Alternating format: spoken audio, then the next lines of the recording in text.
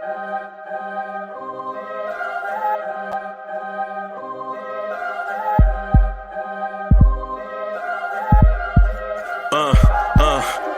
rank where the view is nothing less than phenomenal. For how I express and project from my abdominal. The only view better, both my daddy and my mama know. No living parents, my sons give me balance. My wife is my serenity, this mic is my identity. The world is foul enough, that's why I write without obscenities. Provoking danger with broken language and spoken anguish. Begging to get hurt, why would you ask to go through changes? Yes, Lord, life's a chessboard, master the angles.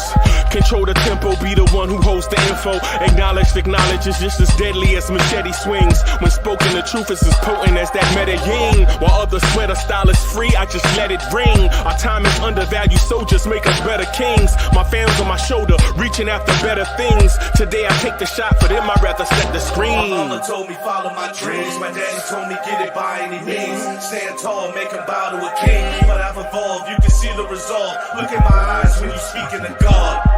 Life and for those who we caught up in using what I was taught with the muse. I guess they call it proving I'm more than an artist. Penciling out my darkest while stenciling out a harvest. And storing what gets me from A to B, just like garages. Instrumental with collages. Envision what I've been drawing. Broadway to give you rhythm like the great Lena Horne. So bent on, found comfort in the storm. Find peace and on when you see them others perform. Organized chaos, outcasted like hey ya. Yo, party people in the place to be. What's good? It's your man, Uncle Freezy. Welcome to the next morning drive. Man, we got a lot to talk about. Man. Got a lot to talk about. A lot of stuff has happened since the last time we all spoke. But first, let me say this. Blue tears, orange tears, Blorange tears. Let's go. Blue tears, orange tears, Blorange tears. Let's go. Let's get it. Let's get it. Let's get it. Hey, throw them hands in the air and wave them like you just don't care. And if you got some loot and a stick of juicy fruit, somebody say, oh yeah. I'll say somebody got something for me. Hold on. You got something for me? Okay. All right. And you don't stop. Hold on. Let me adjust the ambiance. Somebody say, oh yeah, oh yeah, oh yeah. Somebody, anybody scream. Ah. What's good, party people in the place to be, man? I'm excited to be with y'all this morning. We got a lot of stuff to talk about. I know y'all want to talk about Christmas Day. And I'd like to talk about Christmas Day. I like to speak on it, right? But first, or second, I guess, let me shout out some of the people that's here in the chat. Andrew College, what's good, my brother? What's good? Julian Blum. What's good? What's good with you? T. Williams is in the building. We're going to talk about this, T. Williams. KJW Events is in the building. What's good? Kaiser Saucy, the usual suspect, is in the building. Evergreen G is in the building. What's good? D is balling. What's good? Real King, salute. Jerry Fitz is in the place to be. Jerry Fitz right up top says, Knicks 2 games out of 6 spot. Don't have to deal with the play-in stuff. Only 5 games back in 3rd spot in the loss column. 49 games left. A lot left to our season. Pudge Nice is in the building. Juju 92 is in the building. What's good? Stafford Don is in the building. What's good? What's good? We live. That's for sure, Evergreen. Yes, we live, bro. Evergreen, we live. Evergreen G's in the building, straight out of the South Bronx. South Bronx. South Bronx. South Bronx. What's good? I know y'all want to get right down to it. The nitty gritty. That's what we call it, right? That's what we call it, right? That's what we call it. When we want to get down to brass tacks, the bottom line, the nitty gritty.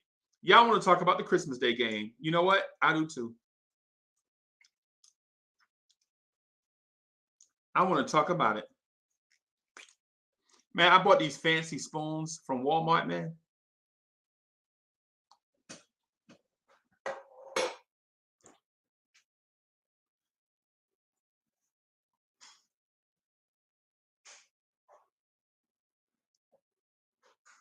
Me and Evergreen G in here representing for BX. BX representatives, what's good? Shout out to Staten Island. Shout out to Manhattan. Shout out to... I already see this is going to get silly, man. I already see this is going to get silly, right? I already see this is going to get silly. I was going to say, shout out to New Rochelle. Shout out to Hoboken. Yo, but on the real, man, I'm glad to see y'all, man. I'm glad to see y'all. You know what I'm saying? We got a lot to talk about, man. A lot of things going on. Want to talk about a few things, man. A couple of things on my mind I want to run by y'all. The first one is, can we win a championship with Kemba Walker at point guard? And if we can't, what are we doing? Can we win a championship with Kemba Walker at point guard? Y'all tell me. And I want to hear all the positives, man. I don't want to hear the negatives. Even if the negatives are real, then you know what I'm saying? If the negatives are legit, then I could, you know, I can add some combustion to a conversation in order to have it grow. But negative stuff like Kemba Walker only 6 foot tall, man, so what? It ain't like he can grow. It ain't like his fault is his fault. He's 6 foot. You know what I mean? So can we win a championship with Kemba Walker? If we can't, why are we wasting our time? Right? If we can't win one with Kemba Walker, we should be having the Jaden Ivey conversation right now. Right now. If we can't win with Kemba, we should be talking Jaden Ivey. I mean, it to me, it's, you know, it only makes sense. Right? Evergreen G says, you know, this is my topic. Oh boy, Evergreen. Come on, bro. I'm already hyper, right? I'm already hyper, and I'm drinking extra dark coffee to calm me down, bro. You know what I'm saying? Chef NYK is in the building. Hey, you listen. I know we took some days off, but we're gonna rock for a minute, right? We're gonna rock for a minute today. You know what I'm saying? We took some time off. Bro, you know, we rock every day. We was rocking 7 days a week, every week, unless something crazy came up, like somebody had a flat tire or a weird doctor's appointment or something like that. But for the most part, we was rocking every day. You know what I'm saying? Monday through Friday, mostly. Knicks morning drive. Then Wednesday, Thursday, Tuesday, Thursday, Friday, me. Saturday, me. Sunday, me and AD. Sunday, Stafford Don and Soulfinger. And so these last 2 days off, man, we needed a break, you know what I'm saying, to recharge batteries. Hey, Jorge Calderon, what's good? Mark Swift is in the building. Hardwell, what's good?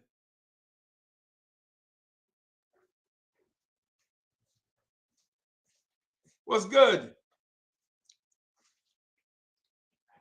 Thank you, Miss Mocha. You know you're on camera, right? Apple bottom jeans, boots with the fur.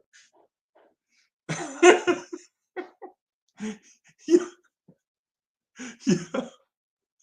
Yeah. Brooklyn Buddha was good. Jay Boogie was good.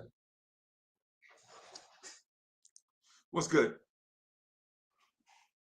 So the two things I really want to talk about this morning is, can we win a championship with Kemba Walker at point guard? The second thing is it time to bench RJ Barrett? Is it time to start Quentin Grimes over RJ Barrett? And listen, I saw some stuff the other day. I think my guy's defense is just as good or better than RJ Barrett defense.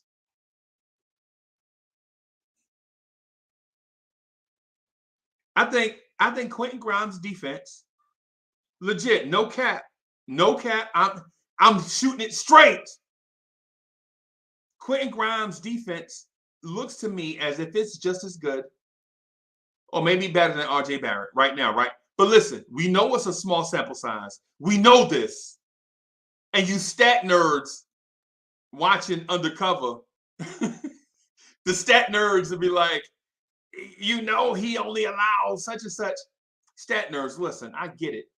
Y'all got data after the fact, after these things occur, right? But for the most part, we talk future stuff. Stat nerd, and I know I use stats, right? I use stats too. But I use stats to quantify stuff like, this is the reason why such and such, because we want to see such and such. Don't stat me to death, stat nerd. I see y'all on Twitter. Y'all on Twitter like, such and such number say. And I love y'all too, man. I love y'all too. But don't think your part of the conversation is the only part of the conversation that's important. You know what I'm saying? There are a lot of smart people out here. A lot of them. And we don't necessarily go by saying, you notice I said we. You know how I included myself in the conversation? And I said smart people. Other people smart too. But yeah. Quentin Grimes is a baller, bro. And he don't have a conscience. Tibbs told him to keep shooting, and you thought he stopped. So the two things I'd like to talk about some today. I really, really, really, really like to get in this conversation about, is it time to bench or is it time to take RJ Barrett out of the rotation?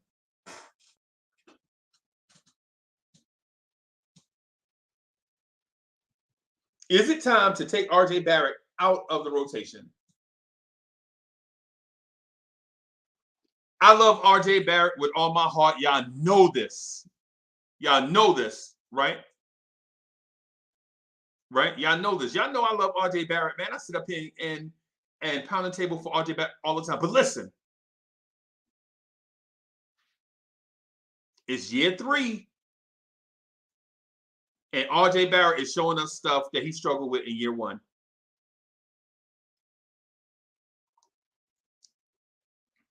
Right?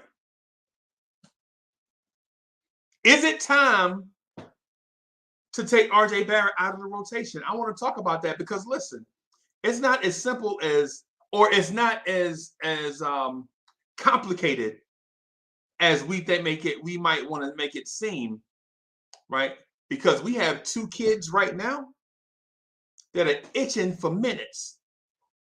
And RJ Barrett plays a lot of them minutes. I could see a scenario where RJ sits, Grimes get 20 minutes, and McBride gets the remaining minutes, 13 minutes. I can see a scenario where that happens. And y'all tell me where the team drops off. Defense? Does the team drop off defensively? Is RJ Barrett that much of a better defender than Deuce McBride and Quentin Grimes? Does RJ Barrett present that much more offense than Quentin Grimes and Miles McBride? Somebody tell me something. Because to me, what it looks like is RJ Barrett is between positions. He's not a 2, he's not a 3, but there's no such thing as a 2.5.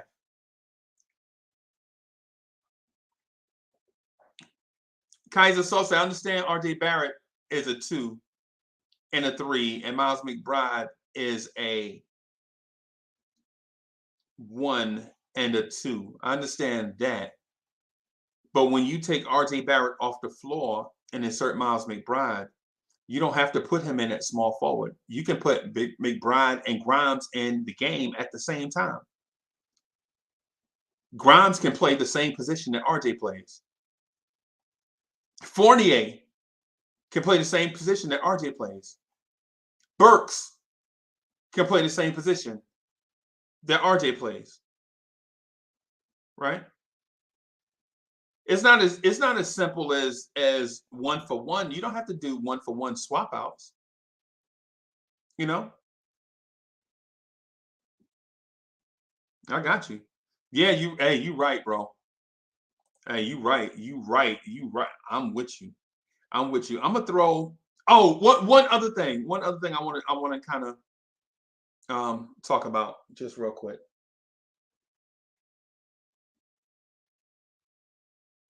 Is Julius Randle back? Is Julius Randle back? Is Beast back? The Beast that we got used to last year. The one that made all the tough shots. Right? The one that formulated the identity of this team. Is he back? Right? Let me do this right here. I'm going to throw this link in the chat.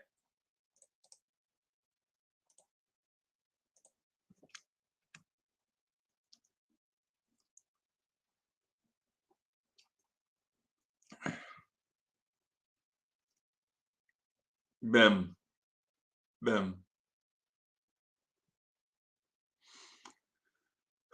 Is it time to bench RJ?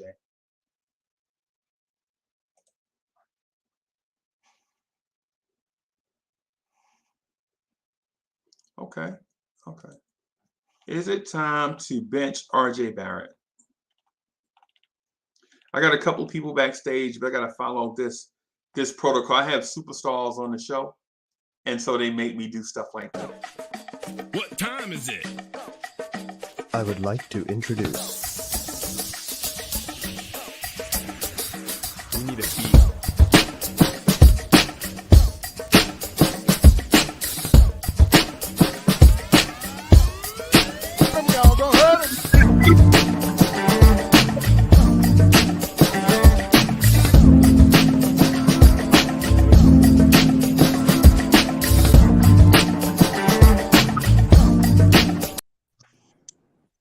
Yo, what's good?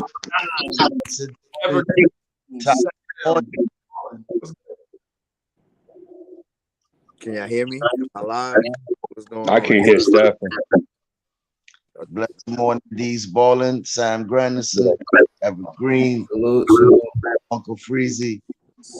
Salute, y'all. I told you I'm coming in calm today. Don't get me hyped today, man.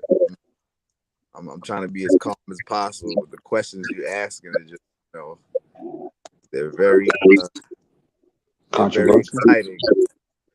very exciting, and the fact that people are curious about this idea of a championship, it makes me proud to say that I am your humble and gracious prophet. Oh man. Here we go. Oh man. That I had.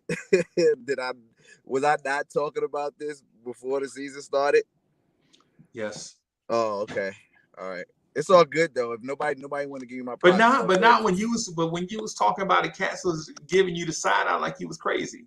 Yeah, I know. But it's okay, because that's usually what happens. But they always doubt you though. I don't know about your prophecies. So what were your prophecies that came to fruition? My prophecy was, no matter what happens this season, the Knicks will win the championship.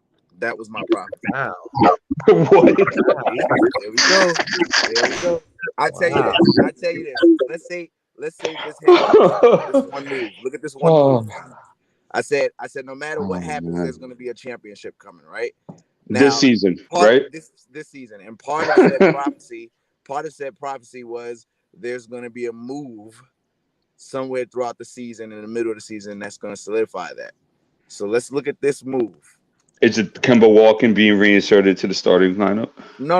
I'm talking about player acquisition. Oh, I was scared there. So let's look at this. Let's look at this. Okay. If we move Evan Fournier and Nerlens Noel and 2 first-round draft picks for the future, maybe even a second, do you think that could get us Domantas Sabonis or Miles Turner? It's a possibility. Okay, that's way too much. I'm gonna be honest with you. No, I wouldn't say for Sabonis, but I'm saying that's not too much for Sabonis. That's not too much for Sabonis. Okay, yeah, that's not too much for Sabonis. Okay, so let's say we do that move, right? So what Freezy just presented, which was benching RJ Barrett, hogwash. We don't need to do that. You keep RJ. That's Barrett ludicrous. You put Grimes at the 2. Now your point guard is whatever between Kemba, D Rose when he gets back, and Deuce. Yeah. At the 2, you got Grimes. At the 3, you got RJ. At the 4, you got Randall. At the 5 is Sabonis or Miles Turner, right? You cleared up the glut. Coming off the bench, you got Deuce. Behind him at the 2 is Quickly. At the 3 is, you can run Knox, whatever. The 3 is not really, it's important, but you can either trade for Domantas Sabonis, Miles Turner, or Burks. Put in a package for a wing. No Burks. You can put Burks too, but I'm saying that's what it takes. I'm saying Burks too. Burks can play the 3. The 4 is Obi, and the 5 is Mitch, and you still have an additional backup center in Jericho Sims. Let me ask you this though, Evergreen. I just want to ask one question. Do you think that Sabonis and Randall would be a good fit though? No, I don't. So some people say no, but again, my issue is all about coaching, and what the fit is based off of what Tom Thibodeau makes it. Right? My issue is still Tom Thibodeau. It's nobody else. It's Tom Thibodeau and the decisions he's made this year. So if you got 2 power forwards, one of them, has played center at times. One of them is playing center for his current team. He's playing both center and power forward for his current team. You figure it out, Tom Thibodeau. Whether they fit or not, because we have the opinion that they don't, is irrelevant. You make it work, Tom Thibodeau, because the plays that you're currently running now aren't for stretch 5s. But now you have a legitimate guy that can stretch the floor as a 5. Ooh, Evergreen. Let me disagree with you. Whether it's Miles Turner or Sabonis. Let me disagree with you right there just real quick. There's a lot wrong here. But so I want to disagree with you on just that small little point, right? The offense that Tibbs runs is probably catered for a stretch 5. But since your stretch 5 never looks at the rim at all, bro, you got 3 dudes that do. You got Sims, Noel, and Robinson. when they catch the ball, bro, at the top of the key, they don't even look at the rim. But that's my point, Freezy. That's my point. Is that you're currently running an offense that's catered to stretch fives without a stretch five. So whose fault is that? Is that the fives for not shooting, or is that Tom Thibodeau for still running the same bullcrap offense that's not formidable for the players? Wait, so you want Mitch, Noel, and Simmons to shoot threes? No, I'm not saying that. But hear me out. Let me finish my point on it though. Because there's a reason why I said it. But go ahead. My point is if you play Randall at the 5 or Sabonis, who's bigger than Randall at the 5, in the current Tibbs offense, these dudes get open jumpers from the top of the key all game long. All game. If they want to take those. Now what happens is if you put a threat in that spot, maybe they don't shoot it, but they are a threat. You know what happens? You get better driving lanes for cats like RJ Barrett, who when he drives the paint goes into like a bunch of trees. There's no room for him to do anything, right? Or even Julius Randle for that matter. Because the defending big sags off so far because Mitchell Robinson is not a threat to shoot anything outside of 3 feet. Right. So why are you running that offense, Tom Thibodeau? But because it's a current offense, and plus you got to get these dudes used to these modern offenses, right? It's not Tibbs' fault, bro. It's Mitch's fault. D, how many times have you seen Mitchell Robinson catch the ball at the top of the key, not even look at the rim, but look towards the wing and do a dribble, look to go do a dribble handoff with somebody over here? All the bigs do it. Yeah, they don't even look at the rim, bro. They don't even look at it. I agree. That's why I'm trying to get at where he's getting at. Look, listen. If you want to get Sabonis, right? I don't know why I got to repeat that. Right? That's going to pose you up a bit. The idea will be Miles Turner. Sure. That's why I said either or. But so we get Miles Turner. Let's take Domantas Sabonis out of the question. And let's say we take back one of those first round draft picks and keep in the second. So you give up Nerlens Noel, Evan Fournier, a first round draft pick and a second round draft pick. We get Miles Turner, right? Let's just say in Knicks universe of NBA 2K draft, NBA 2K fantasy draft trades, we get Miles Turner.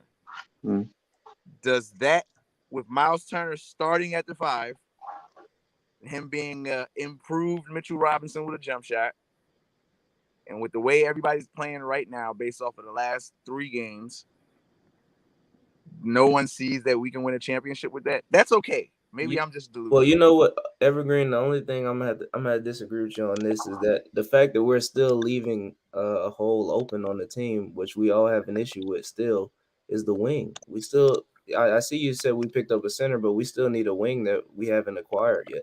Because I see, but I don't. But again, my issue is I don't think we need the wing.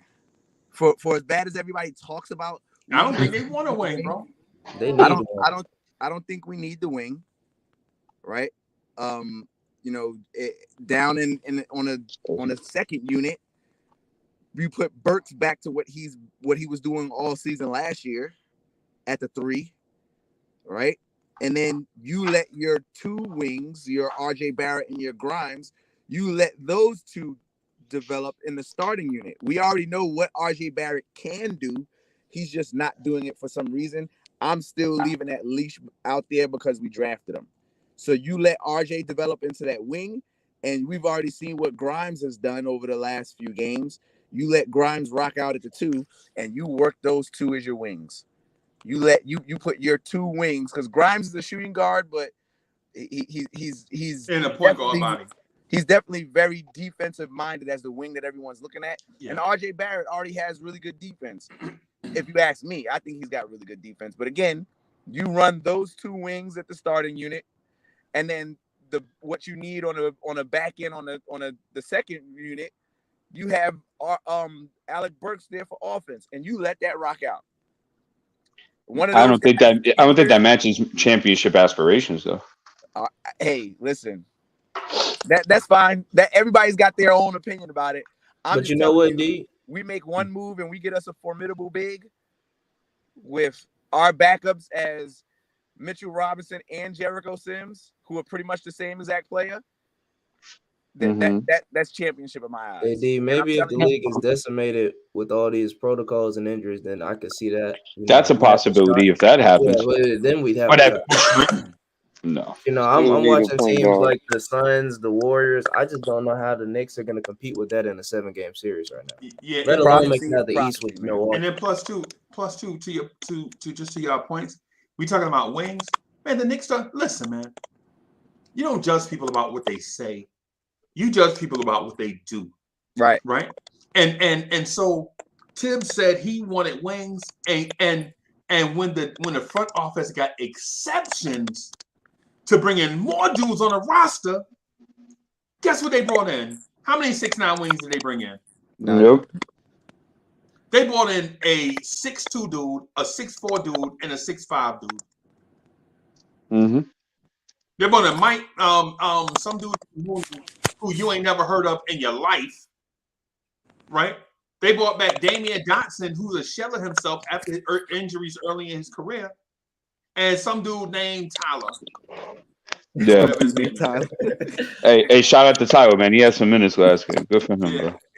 But none of these dudes are 6'7", 6'8", 6'9". Yeah, they're all getting cut once the guys come back. Now, you know what? And Leon Rose is going to use one night to do it, to cut 3 people. Yep. He's going to use one night to cut 3 people. He's going to cut all of them at the same time. So, Freezy, to get back to your opening statements, because Evergreen, it's an unfulfilled prophecy yet. We don't know if that's going to happen, and I think we should cross that bridge whenever it does happen. Well, right or wrong. I mean, obviously it's an unfulfilled prophecy. It's called a prophecy. It's not. Well, some prophecies get fulfilled. You know that, right? Right. But Okay. you don't know they get fulfilled until the prophecy is fulfilled.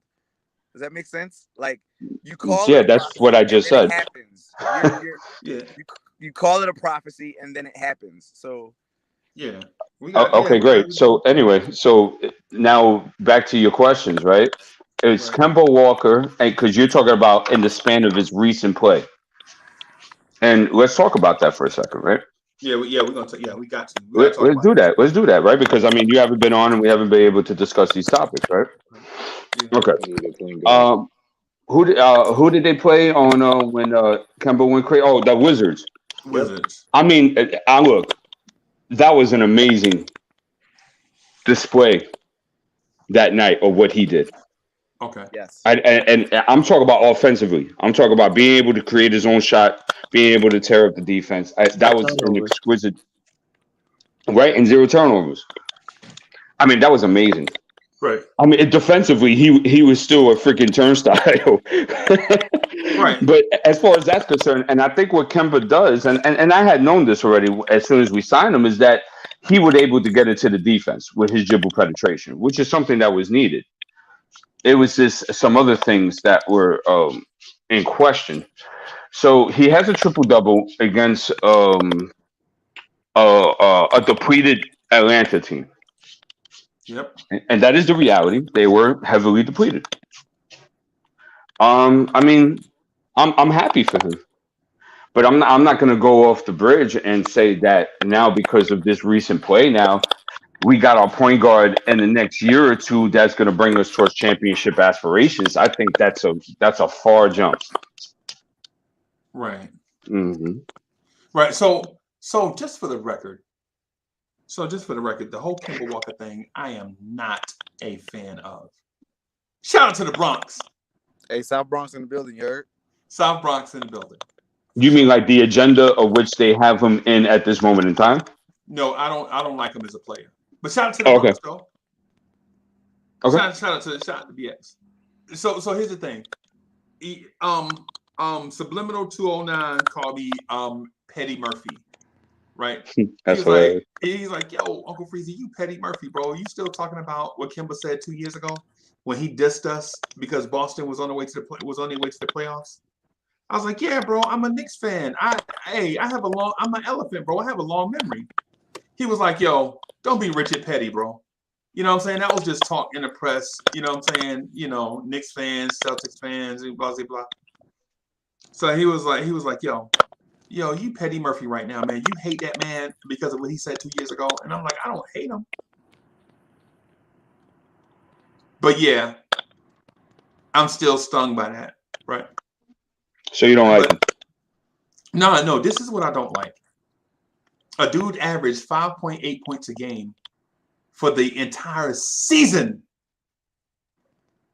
Played against us and scored 16 points in limited minutes. This dude could have. Aaron Holiday legit could have scored.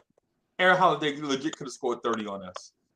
And you know what's sad? We could say this about every single game because, like, it's always the no name that goes off. It's always a no name against. Yeah, but that's not only Kemba Walker's fault. Oh no, I'm not saying that. I'm just saying about the history of being plagued by no names that come over to New York and get buckets is long before Kemba Walker's been here for one season. We've been talking about this same thing for the last 25 years. Yeah, let's not try to I agree with you. Kemba Walker the new scapegoat for the same old problem that's been having. It's something about the bright lights and the spirit and the way those guys sweat or something. I don't know what the hell it is. So Evergreen, let me ask you a question. Kemba Walker shooting baskets or playing defense.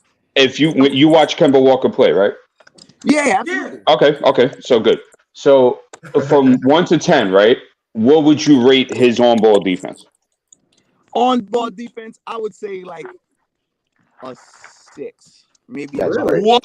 That's crazy. Wow. That's crazy. I'll play on-ball defense with bad knees. What? Oh, for real, I'll play on-ball defense with bad knees. For real, Harvard. So let's it's not even before the bad knees, he was still not a very great on-ball defender. All right. Fact. So from a 1 to a 10, who in the league meets a 10 at on-ball defense? I know he doesn't, and I know he doesn't. No, he's trying to say. Not only that, for McBride and Grimes to play better. But Evergreen, let me ask you this: are you talking about just in general or at the point guard position? I'm talking about at the point guard position.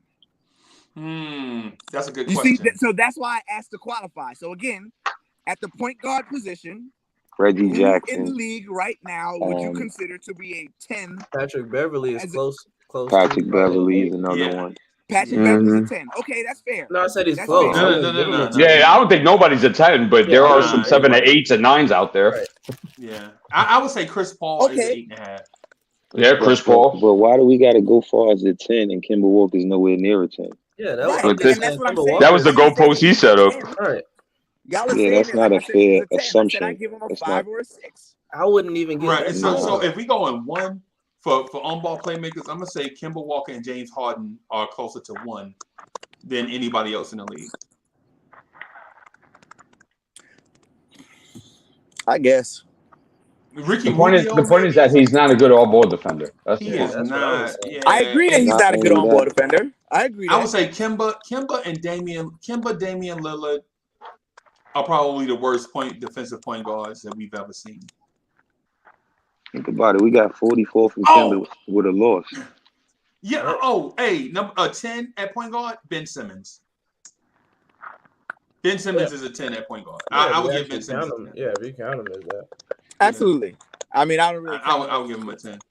That's fine. That's fine. Drew Holiday That's our main problem. We trading baskets. He not playing no D. Yeah. You need a point guard who could score but play D. Because if he could play D and he had 44, we should have won that game. Could have. See, I think 2 points in that game, he got blown by. Every time. And Dinwiddie did whatever he wanted. Aaron Holiday did whatever he wanted. Oh, Denny Avdija did whatever he wanted. Whatever he wanted, bro. But you know what it is, though? You can't have 2 guys that don't play defense starting. You're right, CWC. You know what I mean? Because you can't. Fournier had to be up bench and put Grimes to start, and Fournier come off the bench. I like that. I don't care politics. You would think that's common sense. The rookie playing better D than who you have, that's a big problem. Yo, it's Ben 10. Anybody remember Ben 10? Maybe that was one of my shows. Okay. Yeah, man. But the thing I'm saying about Kemba is not Deontay Murray. Sorry, I just want to put out Deontay Murray. Yeah, Yes. that's right. Trey Young is awful too. Oh yeah, he's terrible. Lonzo Ball, gotta put him there. Yeah. So there's a lot of guards. Wait a minute, you said Lonzo or LaMelo? No, I said Lonzo Ball. Lonzo's a bad on-ball defender? No, he's saying good. Oh, good. He's naming good. Okay. No, yeah, that's why I was trying to clarify, D. That's why. He's saying good, obviously. Yeah. Yeah. So the thing with Kemba though is polarizing in that if we keep him at point, right, and make the playoffs and have our nice juicy playoff run that we all want us to have, then we'll go into the draft without a championship, without a deep playoff run, and without the opportunity to get a generational type guard like Jaden Ivey. And not playing the rookies more minutes wouldn't be helping us. And right, so exactly, so right, because you want the playoff run. Right, either or. That's why I said it looks confusing. So do we want have the playoff run, or we want to build the team? And Freezing, this is why we were saying since earlier that it's like if you see that this roster is not constructed for at least a deep playoff run or a championship caliber type of contention, then why are we doing this? Why don't we trade him while his stock is high? Right. That's what. No disrespect to Kemba. Listen, hey, Kemba Walker, if you're watching, you know what? If you offended, so what? I don't care. But I ain't know. There you go. I don't care because what he said was greasy, bro. I don't like cats talking greasy to Knicks fans, bro. But Freezy, you gotta let that go because he came and had 44 for us. He playing good. That's enough to balance it out. Even though you don't gotta like him, he still did good in the Knicks uniform. Triple double after a 44-point game. You got to ease up off him a little bit. Yeah, that mentality you got for Kemba Freezy, I have for Fournier. I would have shipped him after the Boston game. Yeah, those are the only teams you play good against. So Sam, y'all saying I can't be Petty Murphy? I mean, you could in private.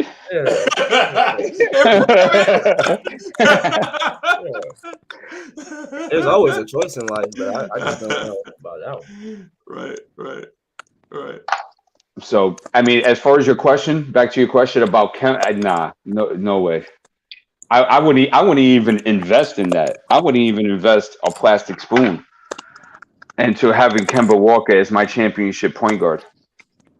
I think we can if you do what I said. Take Fournier to the bench and put Grimes in there to help him out with defense. But here's the other worry, CWC, is that his durability is a big worry.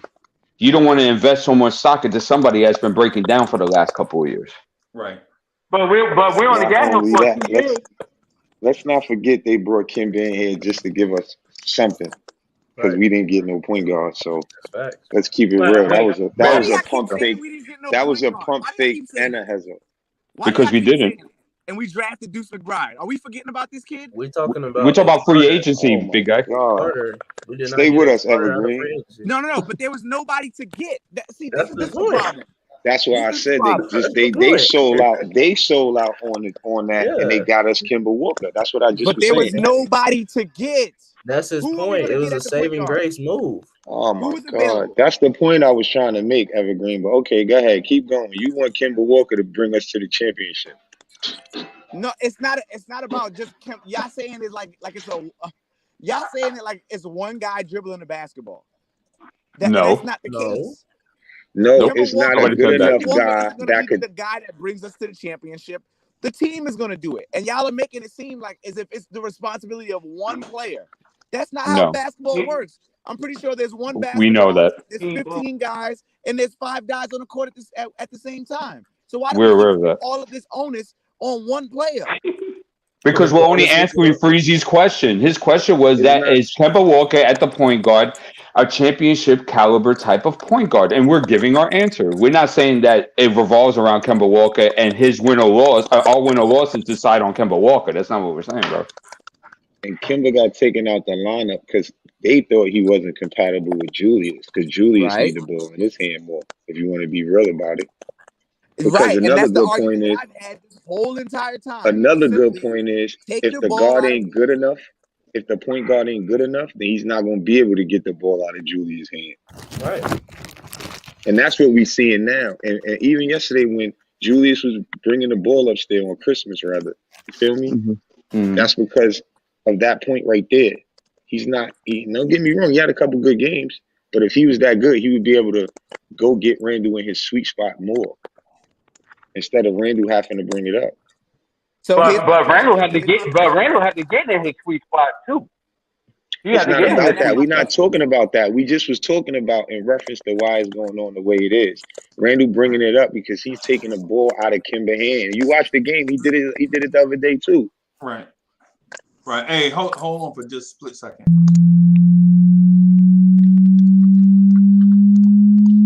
Let's get it. Y'all be spitting with your flows, I'm just podcasting. That's right. On the air every day, I'm just podcasting. What? You don't know what that mean when I say I'm podcasting. I'm broadcasting these flows with the podcasting. Every day of my life, I'm just podcasting. Right. Share my dreams with you, me and I'm podcasting. What? You can see my vision through the podcasting. Yeah. But don't forget Jay Boogie when I'm broadcasting.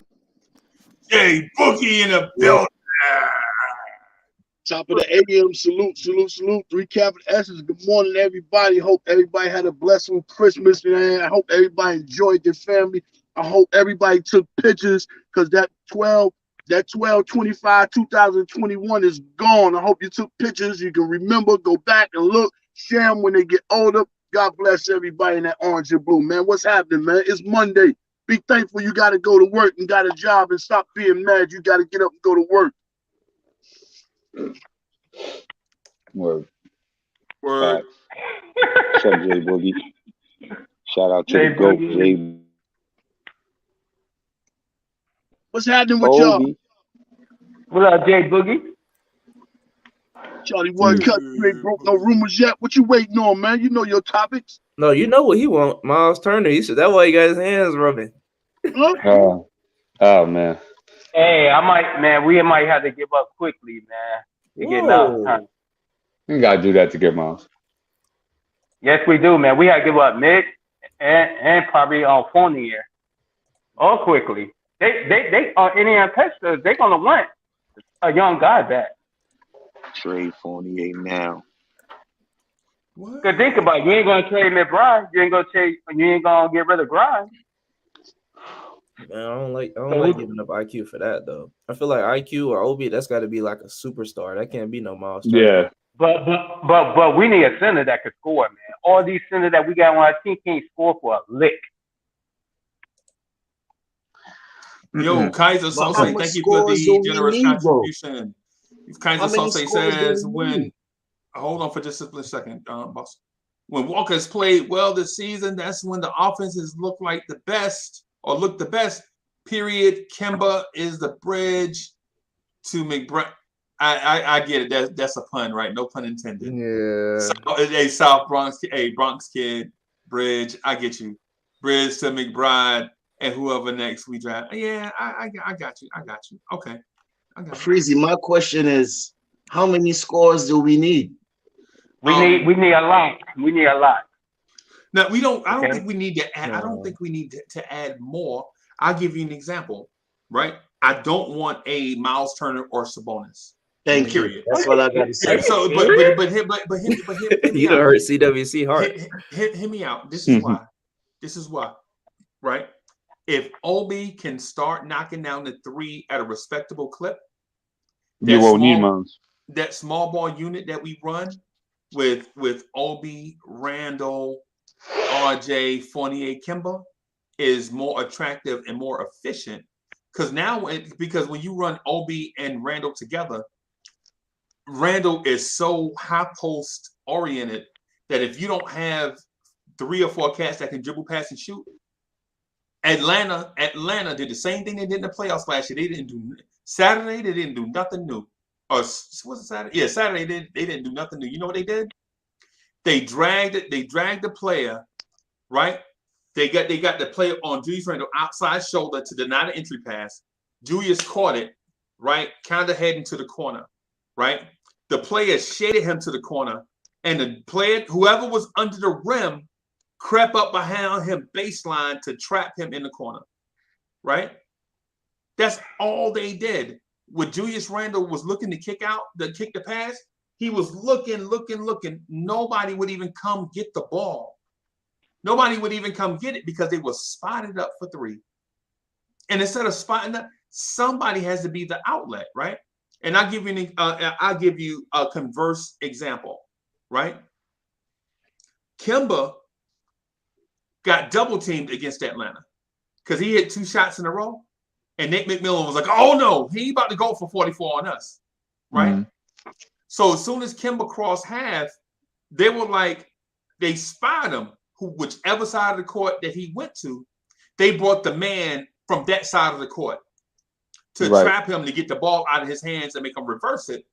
But Randle came to Kemba to get the ball from Kemba.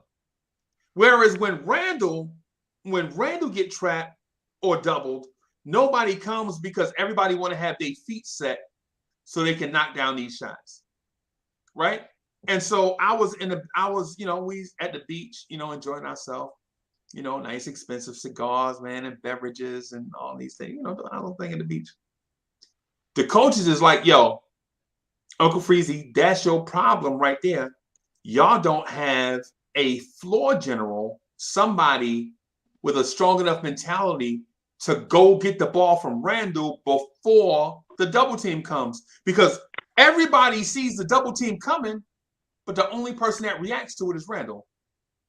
And it's not right that Randle in a double team, have to turn around and find somebody to throw that ball to. Remember, he's a power forward. That ain't his forte. A guard usually would try to dribble out of that. What you need is somebody on the floor, like when Randle get ready to get double teamed, somebody be like, Beast, give it up. A man give it up, and then either you can reset or reverse the ball to the opposite side to a corner, to the shooter that's in the other deep corner for 3. Because if one person's double, that means somebody else is open. Hey, Uncle Freezy. Uncle Freezy, you making my point. So if we get Miles Turner, they can't double team Randle. No, we need a point guard. Why would that doesn't make sense? Freezy, hold on a second, Freezy. Where were you getting at with this whole thing? As far as, so you're just saying that we need a ball general, a floor leader. Is that what you're getting at? What we need first and foremost, we need people that's going to communicate. When a double comes, when you see them commit to the double, everybody need to be communicating, right? Like, hey, such and such.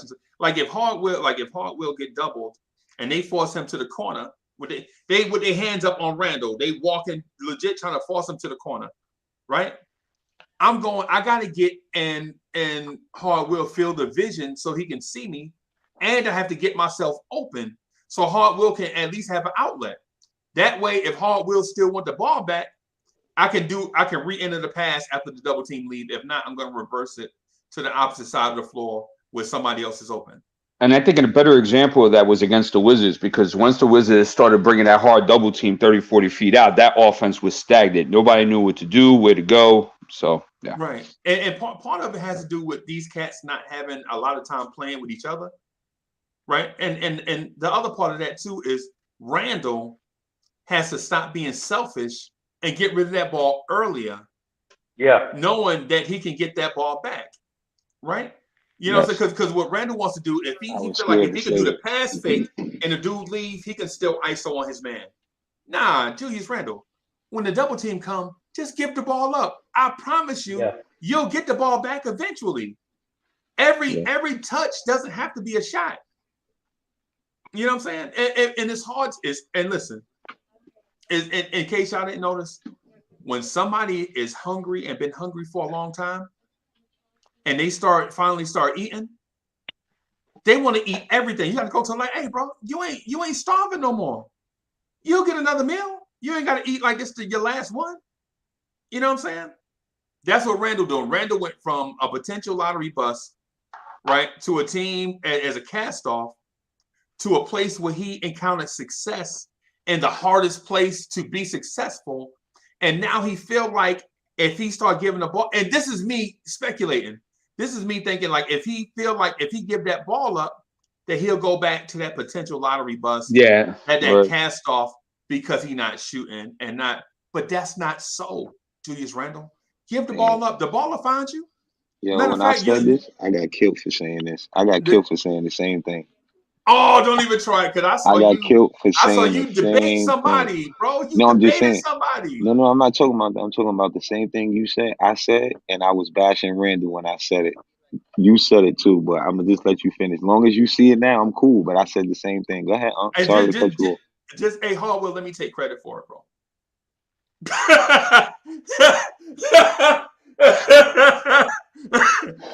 You got it. I'm like D over here. Yo, D, I've been said it. D be saying the same thing. I said that before. Y'all didn't give me my props. Right, D? You damn right. Got put that out there. Nah, man, let's give him his credit though, because Hardwell been saying it for a minute, man. He been saying that, man. But the thing is Randall, man, give that ball up earlier. You know what I'm saying? I understand what you're saying about let the double, because it's better when you get the double team to commit fully. That way, all the defenders are out of position. But don't let them commit and then you holding the ball, you 3 or 4 seconds, you dribbling, And then make the pass mad late. And yeah, you pass the ball late, and then it's off. He was doing that last year. The point is, we need a point guard because the point guard is a player who can make a play happen when the play's broken. Right. He can throw an alley-oop. He can get, we got Obi, we got other players who are showing that if we have a player who know how to make a play like a point guard, will open up a lot of our players. And I'm listening to you, and it just sounds like a point guard that know how to run the offense will have the ball, and Julius Randle wouldn't. And that point, I'm just saying, at that point of the game, if they could double team him all the way up, that's just points that we need a point guard. Emergency. Right. And Hallway, I'm gonna tell you something else. Right. I'm gonna tell you this. Randall get double teamed in that corner, and you know which corner. It's the corner with his dominant hand. He always that left baseline corner. Yeah. His dominant hand corner. He always get doubled over there, right? If I'm the point guard, I'm running to him, screaming bingo, bingo, and what bingo means is right. So if Randall has the ball in the high post, he getting doubled over here, right?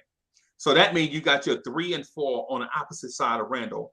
And what happens is your 4 comes up and sets a hard screen for your 3 cutting baseline. And I'm throwing the lob to the 3. Right? If he don't catch it, if he don't catch the lob and throw it home, I'm sorry. But we got to have that threat there when they double team. I don't care nothing about the 3. I don't care about the 3. Like D comes at the hard screen for CWC cutting baseline. I'm throwing the lob up as high as I'm taught to throw it towards the corner of the backboard, the opposite corner of the backboard. And CWC gonna catch that thing and throw it down. And the next time, that's all day. That's all day. Yeah. And so the next time the defense double Randall in the corner, right? The threat of bingo is gonna be there because you can't double and protect the rim and protect the perimeter. Well, the law, Freezy, when you get doubled like that in that corner in that baseline area, the first law is that you look for the strong side cut. And if that strong side cut is not available, then you have your help man on the strong side wing to go ahead and recover for you, and then you guys start over. That's how it's supposed to go, but Well, yeah, that ain't how we was taught, bro. We was dunking on. We could. The reason why a lot of times we didn't run that because if the defender, if the weak side, if the double team is there. And you see a cutter peel off, then the double teaming player can peel off with the dude that's cutting. So right, of course, and that's why you have your help on there on the strong side perimeter. And plus, you have to do stuff like that because Randall doesn't throw cross-court passes very well. Right. So and he shouldn't. You would think it would ideal, but right, and you wouldn't want him throwing cross-court passes out of a double team because a lot of times cats like CWC, J Boogie, they'll be spying. That's what they want because they want dunks the other way. You know what I'm saying? So, but it depends on it. What it all boils down to is this: Randall, get the ball out your hands. Yep. You know what it is? It's called communication, and they have a lot of our players have basketball low IQ on our team. They're low on IQ. They don't think. And they selfish. And they selfish. Yeah. Because Fournier could get a lot of layups at the basket if he cut like D said, instead of spotting up for three. Spotting up and breaking. Yeah, but we love that we are 3-point drunk right now. We are 3-pointer drunk. Well, I think the reason why is because besides from Kemba, we don't really and Rose when he's healthy, we don't have anybody that could break down the defense and make something happen. So it's predicated that we have to just space out because ain't nobody could break down the defense. And I think RJ struggles in that it's too compact for what RJ does. So I was going to talk about that when we got into that conversation about benching him. But yeah. Well, you want to get into it now? D-Ballin. Let me. D-Ballin, could I ask him a question real quick? Man, peace and blessings, man. And What up? to the chat, man, and to the panel, man. I hope everybody doing well right now, man. All right. Hey, appreciate that, bro. Hey, D-Ballin, you don't think Deuce could break down the defense? I think he has the potential. I need to see a couple more games of him doing it to see, because don't forget, one of the things that was wrong with Deuce when he was coming out into the draft was that one of the issues with him was that it was a problem with him breaking down the defense and getting to the cup. Now, he can get into his mid-range very well, but he couldn't get to the cup and make things happen for himself and others. So that's something I have to watch out for. Driver. He's a reluctant driver. He's athletic enough to do it, but some people just, And Fournier just looked like he insecure with his drives. I think when he go to the hole, it don't look like it's real shaky. So that's why I think he's shooting more threes. It's my opinion. Fournier looked like he never worked on his ball handling in the last 2 years, bro. Well, you got to remember, he a shooter, not a guy that put on the floor. He was sold on, but he was sold also on being able to put the ball on the ground because we said Bullock couldn't do it, right? So we got well, he can, but that ain't his strong. That ain't his strong thing. That's not true. He was with the Magic. When he was with the Magic, what's his name? The coach there. Anyway, that guy, he used to run a lot of pin down sets for him, and where he would be able to create a shot for himself and others. Steve Clifford. Yeah, Steve Clifford. He used to run a pin down on the right side for him a lot, and so he had the potential to do it, but it's just progressively gotten worse. And part of the reason why they ran pin downs and horns a lot is because they had a lot of athletic forwards. Oh yeah, right. Yeah, they had a lot of athletic forwards. So that's because they need to throw that Reggie Bullock footage away. We already know that man can put the ball on the floor. He's been doing it throughout his whole career, but they know he can shoot. So when they bring him over here, they thought it was easier for him to just watch the Reggie Bullock footage. So that's why he's just playing on the perimeter. He just spotting up. That's all Reggie did. Reggie never cut it to the basket. Right. What they need to do is throw all that away and get that man back to playing how he was playing with the other teams. Then his game could stand out a whole lot more. But they just making him into a spot-up shooter. And once you get comfortable and lazy at just doing one thing, you forget about that you can do other things on the court that can be more effective for you, man. Well, I think Fournier's had a chance. It's just that it looks really bad. Like his ball handle's not strong. His decision making's not crisp. The ball gets ripped out of his hands with the slightest touch. So I think it's a thing where I don't know if he's not working on it. Did they tell him they were just going to be this, and now they're trying to transform it midway, and he didn't prepare the season like that? I mean, it could be a number of things. It could be. This Joker is just lazy and trash. Yeah, and trash. Because and when you watch the game, don't it seem like Evan Fournier always turn the ball over in transition every game? Not dribbling, bro. But I'm talking about like the lead pass. He'll try the home run pass and he get picked off. And you like, what are you doing? Every game, free. What are you doing? Now I did like to see the floater from him last game. He shot about 3 floaters. He made 2 of them. Yeah. And that was nice to see because I don't want to see you pounding to make a play. Just shoot the freaking 12 to 10-foot floater. Right. You know what? I still have a problem with. Maybe if he had a point guard I really again. want to know, who he worked with in the offseason that inspired him to be the next Ray Allen. Because I swear, if I see him do another fade away from that corner, I'm gonna lose it. Yeah, I know what you're talking about. You talking about the catch and shoot fade out the corner. Yes. Yeah. That's it. That's in his bag, except it's broken. It's broke. Yeah. I ain't gonna lie to you, bro. The 28 thing, I don't know, but the in terms of the Kemba conversation, I've been a Knicks fan for a long time, bro, and all I want to do is win, no matter what. All I want to do is win, no matter what, right? That's what I want to do, right? Oh, Jay Boogie. Oh, before I forget, a dude told me this weekend, said the craziest thing that I ever heard in my life. He told me the Notorious B.I.G. is not a top 10 lyricist of all time. Yeah, that's not crazy. Top 10. And I was like, not top 10. He was like, yeah, I'm trying to find a place in between 10 and 20. That's crazy. Bro, you trying to find a place between 10 and 20? That's how you start up. You start something, you don't want to start with that. You know what the problem was with that, Freezy? You stayed right there and indulged in his conversation. Yeah, you walk away. But so he named like a top 5 of dudes that can spit. Well, what was his 10 before Biggie? No, he didn't name a 10 because I didn't want to hear that mess. I didn't want to hear it because you go from a conversation to a fight when dudes do that. You be like, who you said?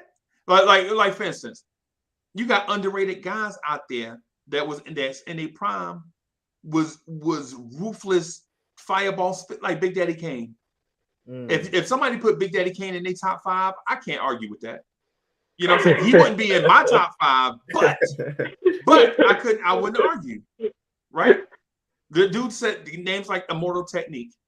What? You can't argue. I thought it was serious. I'm just Jay-Z. You can't argue. You got Jay-Z in your top 10, okay. But you taking a Notorious. Come on, man. Come on, bro.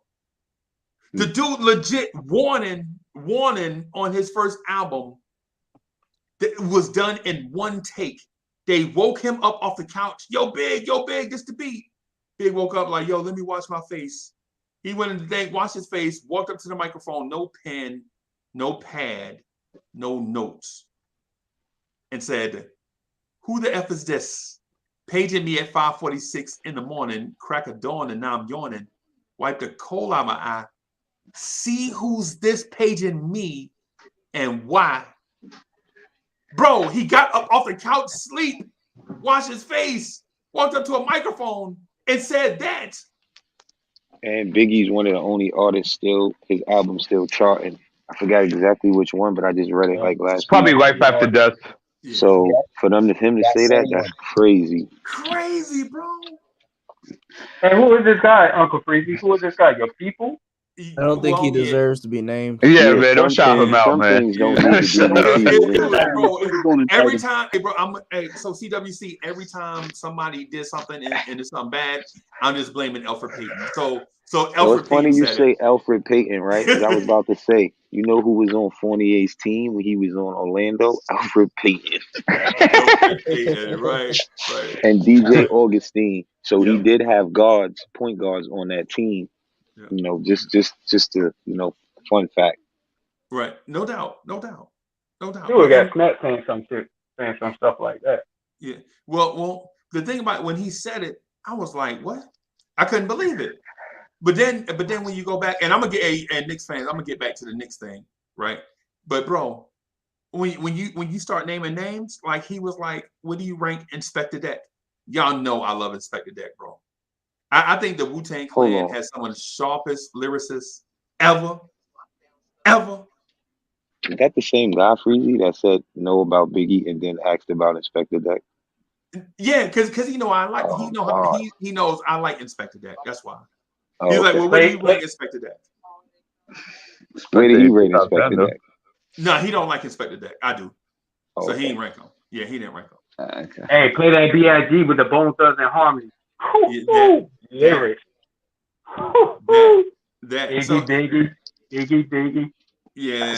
So Freezy, so how are you concluding this Kemba Walker assertion? So the thing with Kemba, man, is I think we need to trade Kemba for something. right There now. you go. There you go. Right now. So I think we need to trade Kemba while his stock is high and get Yep. higher. He's flaming right now. Play Miles McBride. Play Miles McBride, right? What do you do? My thing is, what do you do in the interim? Like, what do you do until Derrick Rose gets back in 8 weeks, 7 weeks now? You might have to ride with Kemba until he comes back, and that's our problem. Is that Derrick is going to come back 100%? Is it going to be sustainable? And yada yada yada. We don't even know Kemba going to be sustainable. That's why we should just get him out as soon as possible. Right, but I think Derrick Rose come back after the trade deadline. The trade deadline is February 10th. Big Freeze, let me ask you this. 100%. So even if Kemba Walker, let's say if he keep at the pace that he's at right now, do you still feel that they should trade him? Yeah. Yes. Because, hey, Most definitely. I heard a stat. Somebody said a stat that I think it was Macri from Knicks Film School. And shout out to Macri, man. That's my guy. Macri said there was a stat out there somewhere that says of all the people that have scored 40 points in the game, Kemba Walker has the lowest win percentage of all people that scored 40 points. Every time Kemba scored 40 points in the game, his team just about loses. Him and Bradley Beal. So you can't stop nobody with defense. That says a lot, man. Yeah. And 80% of that was Charlotte, yo. So you can't like the Rucker. You can't just say that. See, I'm gonna keep it real with y'all. The thing what's happening with Kemba right now, I'm loving it. I'm gonna tell you why I'm loving it. Tom took this man out of the starting lineup and not only stopped there, he took him out of rotation, period. Right. Right? That was a total disgrace. Right. That was a slap in the face. Yeah, that was a total disgrace. His job was on the line. Not only did he take him out, he did not get a team time enough to gel or try to fix or get right or learn how to play with one another. He eliminated that. You know what I'm saying? Sometimes you got to go through growing pains, you know what I'm saying, to get to the healing process. So being that Kemba's on the bench, he never went off. He kept his mental. He never, caused a problem. No, nothing. He kept talking to players. He kept, saying, upbeat, up motivated. The only thing he said is, I want to play. That's all he said. He didn't say, trade me. He didn't say none of that. Send me to a team that I wanted, that'll play me. He didn't say none of that. He stood there and held his ground. But during that time where he was watching everything and seeing what was going on, and then another turn came for him because of injuries, Kemba said, I'm going to come out there and do me. Kemba been holding back because, for real, I was caught up in a situation where this is Julius Randle team. Kemba shouldn't have had the jersey and all that. Julius should have had the jersey commercial and all. I was caught up in that too. You know what I'm saying? But now that Kemba's back and he see what he need to do, Kemba's going to do him. And the thing about it, the rest of the players is following him. You talk about the 29. You talk about the 22. You talk about the 44. And then they say he can't continue on scoring. I'm going to come back and put up a triple-double. But the most important thing, if y'all realize after that game, Christmas Day, what Julius and him was talking to that lady, what Julius said. Right. Julius said, exactly. This is Kemba's team. We go as far as we go. This is where we're going to go. So you mean to tell me all of a sudden y'all going to take that, shut that down, and then shut Julius back down again? Julius might be feeling good. You talked about it this morning. Do we have beast mode? He might be beast mode again. You know what I'm saying? But we won't know if you take that back and you already say you got a problem with handling the ball. You're going to put McBride into the starting lineup and force Julius, you know what I'm saying, that rely on him. No, he just starting to get comfortable and relax with Kemba. You know what I'm saying? And plus, who's going to teach McBride on how to play the game? He can sit there and watch Kemba and learn from him. And then when Kemba go out the game and he come in the game, Kemba can tell him what he's doing right and wrong. You know what I'm saying? But y'all want to just shut him down and trade him and not understanding that he's feeling good right now. The city is feeling good right now. When have we had a good moment for us playing basketball? And y'all want to just get him out of here No, that's not how you do things. You know what I'm saying? That's why we gave Julius his money from last year, because we appreciated what he did. You don't just slip that man up out of the city now that he playing good over the last 4, and everybody on the bench, everybody feeling good. You don't do that. But you know what I'm saying? That's what everybody feel that we need to do. I'ma support it. But that man is playing good, and he know what he need to do. And I say continue on letting them grow, because this might be the turning point right here, right now, that we're not watching. Can I ask you a question? I'm sorry. Get him out of here, Jay Boogie. Get him out of here, bro. Because I shouldn't have to motivate a man. Why I gotta motivate you to play your best? I gotta bench you for you to come out and play your best. I mean, come on, dog. He had 19 games. He played 19 games where you didn't see 44. You didn't see 20. You didn't see a triple double, bro. He had 19 I feel that. games. If you go into another show and you know you a head showsman, you go into another show, you gonna play your part position just to fill that out. You know that. That's the same thing on the court. He got to get used to playing at home. He got to get used to what they doing and everything. You ain't gonna just come in and just take over. He got to feel what's going on. But then you strip them of that. Come on, man. Bro, what I'm saying, Jay Boogie, is this, bro. Out of all them games that you mentioned, how many of those games did we win when Kemba went off in them 4 games? And who did? And the quality of talent. And yeah, we lost to the Washington Wizards, who didn't even have their best player, bro. But you can't put that all on Kemba. That's the whole team. Right. Oh, I can't put that on Kemba except for this one part. Let me see, where is it? Where Kemba Man averaged 5 points a game, and he scored 21 against us. Not Aaron Holiday now. The Aaron Holiday game, Aaron Holiday was averaging 5 points a game, and he scored 16 against us. But who is DeLon Wright? I thought that was a power forward. Damn it. DeLon Wright had I ain't gonna say it was his career high. You think about his brother, Freezy. And not only that, Tibbs put him on the bench. I think to hold his value. I mean, at the end of the day, if you change the lineup and you just completely take him out, that's fishy to me. And we all speculating, but when a coach does that, that's a serious problem. Now he proved that he does still have a little bit in him, but I think what we talking about as far as like our future here, sustainability. And what they did not really to fool us, but just to give us something, because they know we didn't really bring nobody in. So bringing in the hometown kid, and I don't know, man. I really feel like we got to move on from that too, because we don't need that much points. We need somebody that can get everybody involved, and that's not really what he does. But that's just my opinion on it. Oh, well, he had 1 triple-double, 1 game all season where he averaged double-digit assists out of 23, right? And the dude DeLon Wright averaged 3 points a game for the season. And what he had, 20? Played against Kemba and had 20.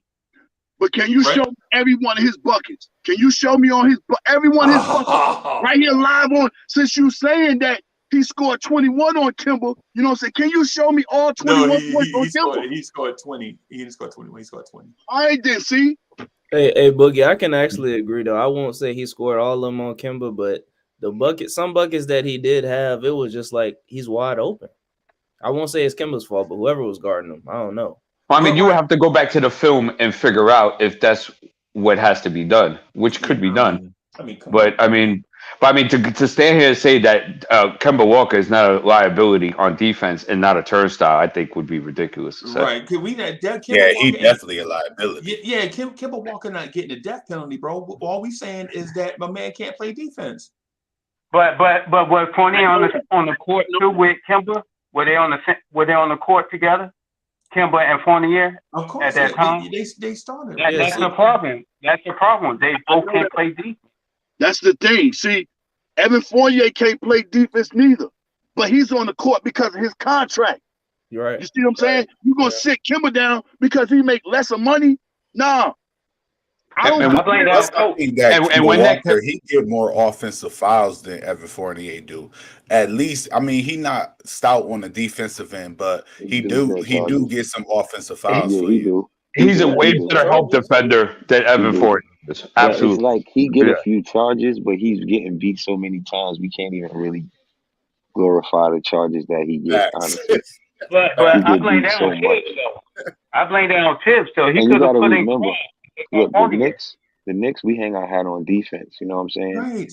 And he can't play defense or facilitate for us. So we just talking about what we need. We're not trying to take away any credit from Kemba. We need somebody who can facilitate and get Randall and those guys involved. Kemba with that 44 is like fool's gold. Like I heard people say that. That's true. Because we're not going to get that every night. We need somebody who could get Randall and our best players in position to score consistently and win. But That's the check this problem. out. Check this out. We got one guy out there. Let's go get him. Who? He out there. He's 6'9", 6'10". Ben Simmons.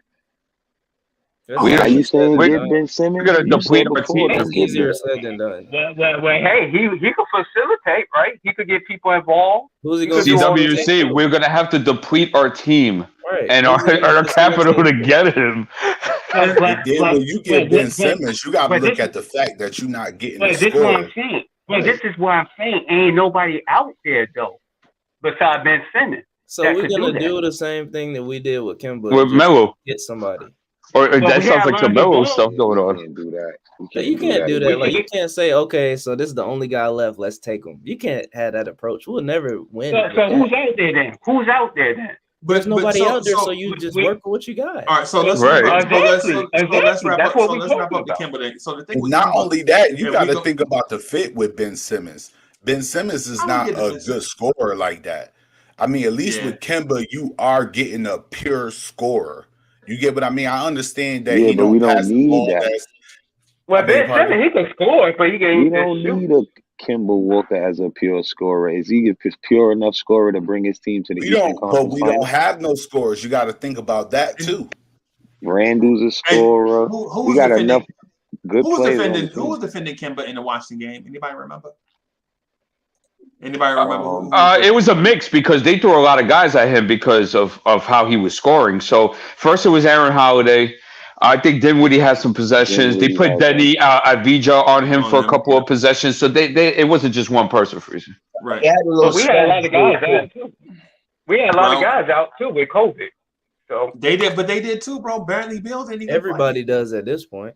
play. So and so man, we Kemba had scored. Kemba 7 scored. guys out. We had 7 guys out. Kemba scored 44, and we lost against a team without their best player. And we just glossing over that, man. It's like it's Yeah. not Dude, the Washington Wizards had 30 Not what we assists as need. a team, my guy. 30 assists. That means that ball was going wherever it wanted to. That's what That's that why they means. won. That's That's not. why No, they they were won, finding D. no But, fault. D, but that's it's why not they all. won, But D. it's not all on one person though. It's a team. The It's thing, not y'all all on make one it person. seem like all that's Kimba fault, man. I I'm mean, I not know saying it was. No. defense is We're not identity. saying that. I agree with that. Defense is identity. I'm Right. with that, all that. But if defense is identity, why did we go away from that before the season started? And now we're trying to say we need to play defense when we got a defensive-minded coach? Come on, man. Them guys is But That's why we Tim didn't. Jackson.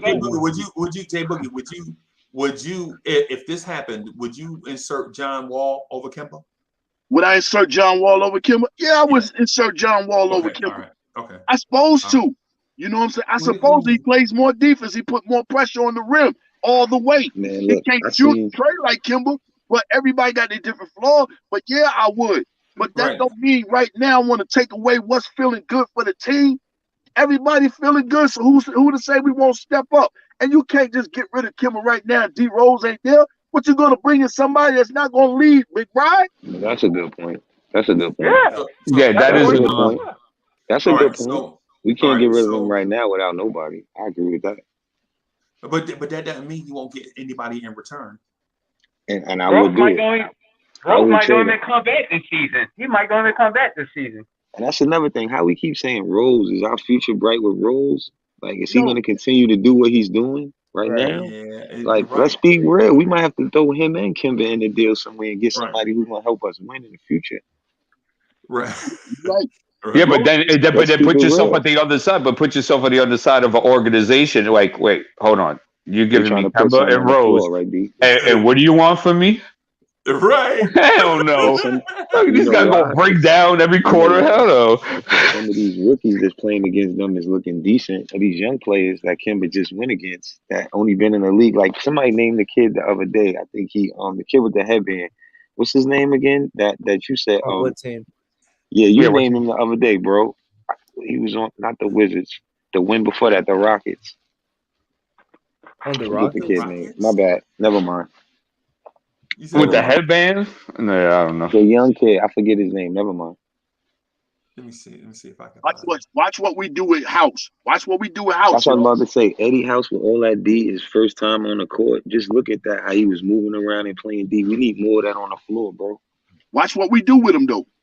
But we do have that, though. We have that with Grimes. Like, you know what I'm saying? Like, we have that with Deuce when he comes back. Like, I think Barrett plays decent all-ball defense within a team construct where everybody can guard the ball. It'll work out great. So I don't think we need to go out and get certain things for defensive, unaccountability. I think we have it already. It's just a matter of Tibbs putting it together.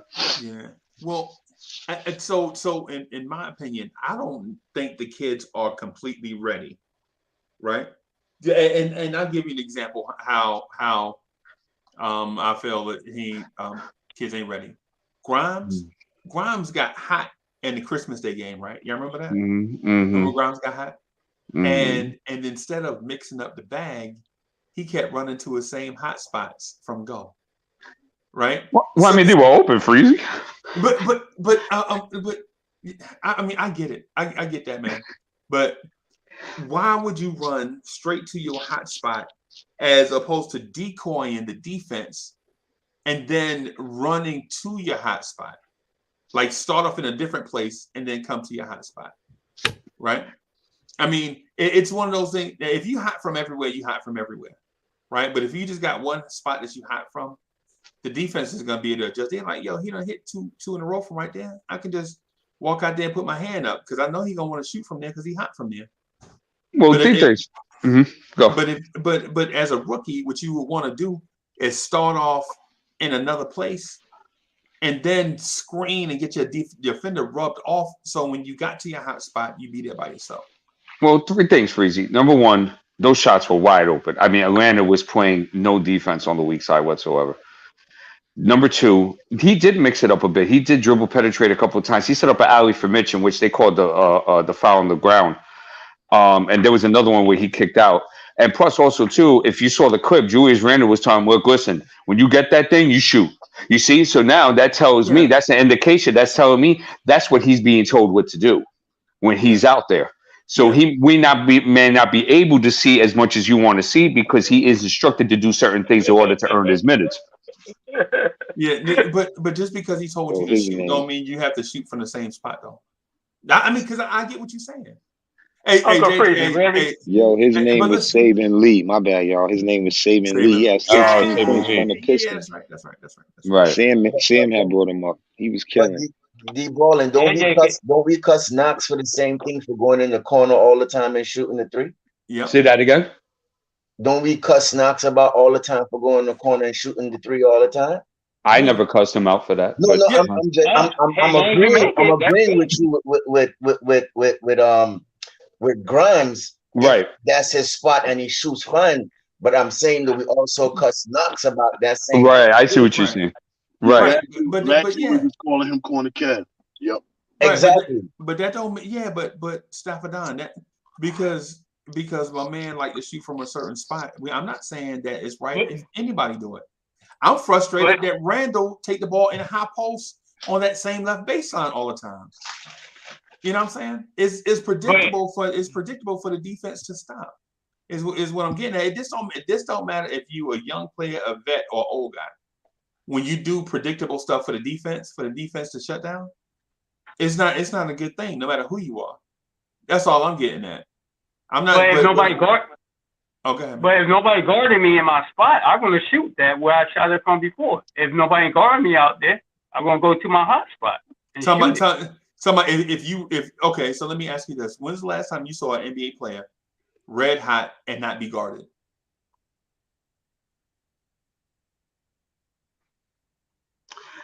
It happened again. It happened.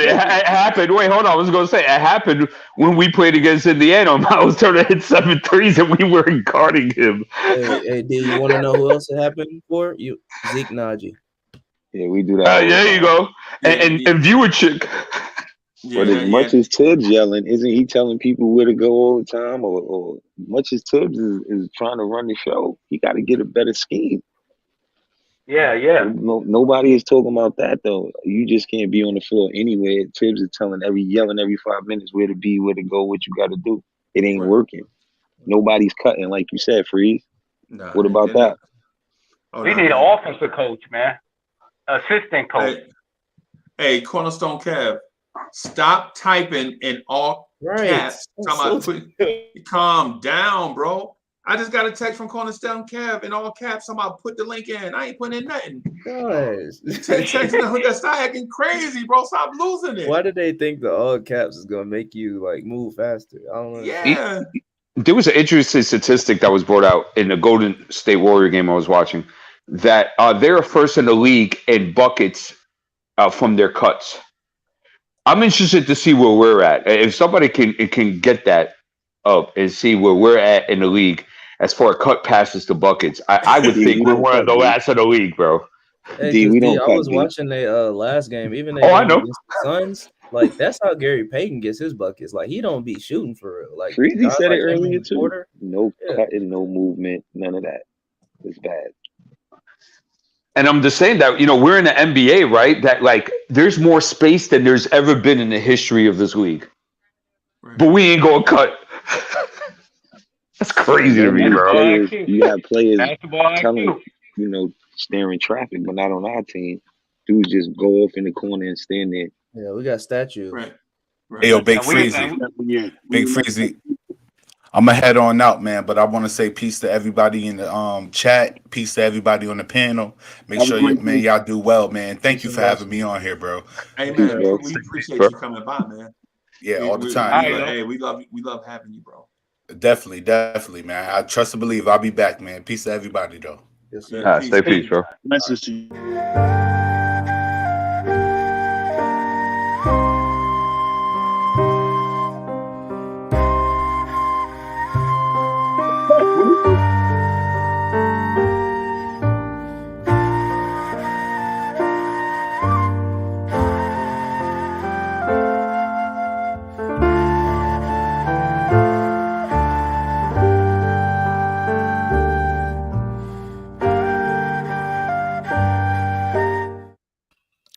What's going on? Don't come in here talking in all caps, bro. You don't come in here talking in all caps. Hey, Cornerstone, before you go on your rant, do you got your shoes and socks on? Yes, I do. Please say because he gave you a Kung Fu the Legend intro type, man.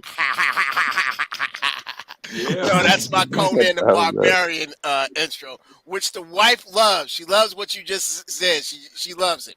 Mrs. McLeod loves it. Good, man. She said it's real cool. Good morning, everyone. Happy holidays to everyone. Everybody here on the panel, everyone on the chat. Just to let y'all know, Cornerstone Kev loves each and every one of y'all. That's all I got to say. Thank you, Uncle Kev. Thank you, Uncle Kev. Bye, Kevin. See you later, Kevin. Bye. So Frank Ntilikina took 21 shots the other day. Oh no! Now oh yeah, on that now. Didn't he play like 40 minutes too? Yeah, he played like 40 minutes or something. Exactly. He scored like 17 points, right? That's right. But we're not going to get into that. Who was out? We ain't going to get into that. Hey, everybody was out. Freezy, I'm coming after you, Freeze. I'm coming after you, Freeze. He said who was out? I'm coming after you, Freeze. I'm coming after you. Right now, we could have used the Frank that point. I can't believe that you're going to get on Kemba for that Washington loss. Yeah. And not get on your boy, Mr. Randall, for dribbling into double teams all the time. Who got it? Who blamed Kemba for the loss against Washington? I thought that's what I was hearing from this. No, that's a narrative that's being spewed, but nobody actually said that. Oh, okay. All right. No, we just talking about Aaron. We just talking about Aaron Holiday. Going he usually on. score like Frank. Yeah.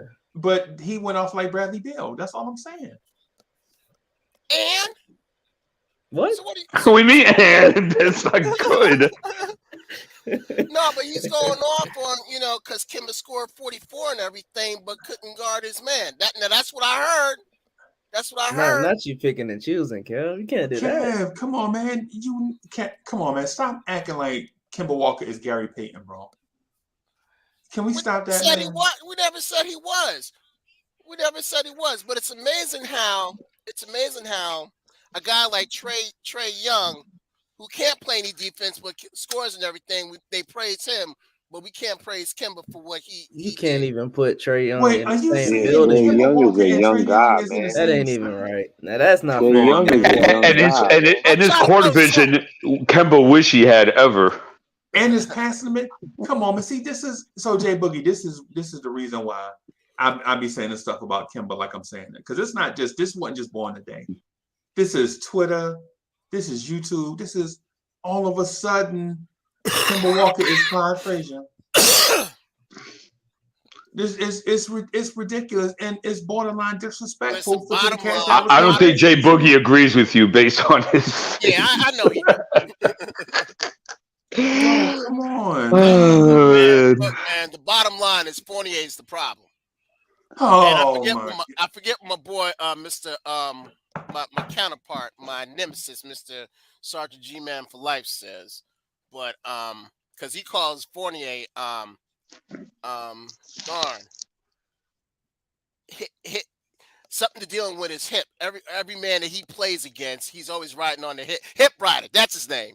He calls Fournier hip rider because Fournier is always on the hip of everybody he lets go past. Right. No, Kev, I'm with you, man. I'm not, man. Okay. No, Sergeant G-Man's in the building. He said, "Yeah, hip rider."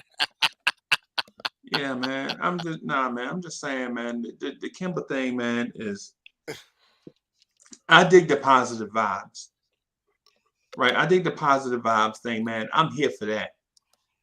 Right. Okay. But man, I'm not. Gotta be realistic. Yeah, but I'm not here for the campaign speeches, bro.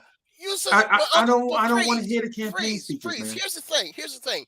You can't be down with not playing Kemba and not be down with not playing the kids either. The kids have got to play. What are you afraid of? What are you afraid of? What have you been listening to? What have you been listening to? I just asked the question: should we bench RJ Barrett to give Grimes and McBride his minutes? Which we got to get into that. Hey, D, did I say that today? That's exactly what was worded. What is Cornerstone Cam talking about? And JJ in the chat was like, hey, Uncle Freezy hate the kids. I'm like, yo, how do I hate the kids, man? When I just said play the kids. Talking about that, let's segue to that. Yeah, you can't bench. Freezy, you are completely out of your friggin' mind to bench RJ before you would bench an Evan Fournier. That's just ludicrous. I agree. Yeah, I'm gonna have to make a point, bro, because what's the point that needs to be made? I just made a statement. That is completely ludicrous. Right, but okay. So here's the thing. So first of all, I asked if it is time to take no problem RJ out of the rotation. No, and insert the two kids. I asked the question. No, right, because RJ Barrett's shot has been terrible. And if you go by what RJ does better than the kids, you would initially say, well, he could probably create his own offense and go off for 25 something points. But guess what? I also saw Grimes go off for 25 plus points this season. Grimes gonna be a player, man. Well, 27, but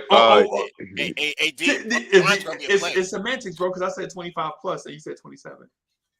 I didn't hear the plus part. Anyway, but what I'm saying is that because if I understand you want to give these guys opportunity, I'm saying that if you want to look, Kemba's already a liability, right? So when we have him and Evan on the court, right? That's probably one of the worst defensive backcourts in the league, probably the worst, correct? Right. So, therefore, I got to do something with one of them, especially with Tibbs having his defensive identity, right? So I think that I don't know why RJ was even entertained for that matter. If you see that we've had a struggling Fournier throughout the whole year, that's shown up every once in a while. Okay. So I'll take out Evan, right? And then I'll put in Grimes. You'll take out Evan. And I think that's what everybody wants to do, but politics will just not allow it. Of course, Sam. Yeah, we all want Fournier out of there. I agree. But he ain't going nowhere, unfortunately. Some drastic will have to happen for him to like, get benched. You know, D, it's like how we wanted Elf out of there, but what can you do? Yeah, I mean, we would have to wait to the third game of a playoff series to finally see a benching of Fournier. Touche. Okay, touche. I got you. RJ's offensive troubles is coming from other reasons, from just a lot of stuff that's going on with the whole team. So you got to go with the defensive player, and it would be RJ to keep on the floor and take out Fournier. That's my opinion. Mm-hmm. Okay. RJ's the middle child right now. And not only that, RJ's still young. But I was gonna say, how do you go all young like that, though, bro? What do you mean? Because what you said earlier, if we're not making this huge run, then that should be the move we should be making more to build up the players that could get us and to make a huge run. To start working towards that, we're not making any moves to bring anybody. That's like I heard a couple of people say nobody's available or whatever, work with what we got. So we should be building more, if you ask me. Playing RJ instead of Fournier is building up, you know what I mean? The players. And McBride and Grimes. That's just my point. Right. Okay. So to answer your question, do you think it's time to bench RJ? Absolutely not. Yeah, I think so. I second that motion. Absolutely not. I agree. No benching for RJ. RJ got it. I think RJ bro, how much longer do you want to see RJ struggle before you bench him? Well, I'm gonna be honest though. How's he struggling? How's he struggling? You have to take into account that he just came back from protocol now. That's the only way. That's the only reason I'm not on him now is because he just came back from the protocol. Exactly. I'm not expecting him to, he's gonna have to been ease his struggling way all back season? in. Well, I wouldn't argue against that. I'm just saying I don't think I'd bench him. Oh yeah, he's been struggling. Yeah, so, I just don't think I'd bench him though. So Freezy, let me put it to you like this: Do you when you see the Knicks offense every night, right, and you see RJ in it, do you look at it and say, this is an offense that RJ can thrive in? Why is he struggling? Does that come to your mind? Yes. What? Yes. He's got no space, bro. And because he has to wait for the ball. And so the thing is, that's crazy. Come on, Freezy. The thing about it is if RJ was missing fadeaway contested threes in traffic, I could dig it. But RJ Barrett is just knocking down wide open, is not hitting open shots. He's also playing out of position too. I got a question for you, Freeze. Me too, Cap. I'm playing out of Freeze. position. Last season, did the ball move better than it's moving now? No, I don't think it so. Didn't? No. Did Randall either shoot or pass better than he's doing now? No, Randall did. Yes. Was Alfred Payton a facilitator? No. Was Reggie Bullock a facilitator? No. True. So most yeah, of the passes come from Randall, and RJ feeds off Randall. Let me ask you this: Did you like how Randall was finding Quentin Grimes Saturday afternoon for those threes? Yeah, it was cute. I like how he played on Christmas. Yeah, you like how Grimes was knocking them shots down, right? Yes. But RJ is not knocking them shots down, bro. But you know who's actually not knocking the shots down at a worse clip and who's being paid to do so? Evan Fournier, which is why he's the one that gets benched. Because if we're being honest, RJ's still making more threes than Fournier most of these games, and Fournier is supposed to be the knockdown guy. I seen a stat. Okay. I'm sorry, Freezy. And I seen a stat where RJ I think is like the 16th best wing defender in the league. So I would keep RJ in the starting lineup just because of we need defense on that line. So I agree with Sam. Fournier is the one that has to sit and let Grimes come in. And then think about it too. His calling card before he got in the league was more so him being a slasher and not a shooter. And he's not really being set up to where he can. And he's got no lanes to slash. He can't even do that. So that's what I and another thing too, RJ shot more last year, and he went to the free throw line more last year. That's the fact. And which is predicated on the fact that he had the ball more in his hands last year. And like he just said, RJ been a slasher. Now he can shoot too. It's just that he's not unlocked because we don't have no point guard to get those guys, the shots that they really normally get. Right. And I think we judging RJ wrong. And check this out, Freezy. You know that RJ has a better 3-point percentage than Randall this year? Yeah, he should.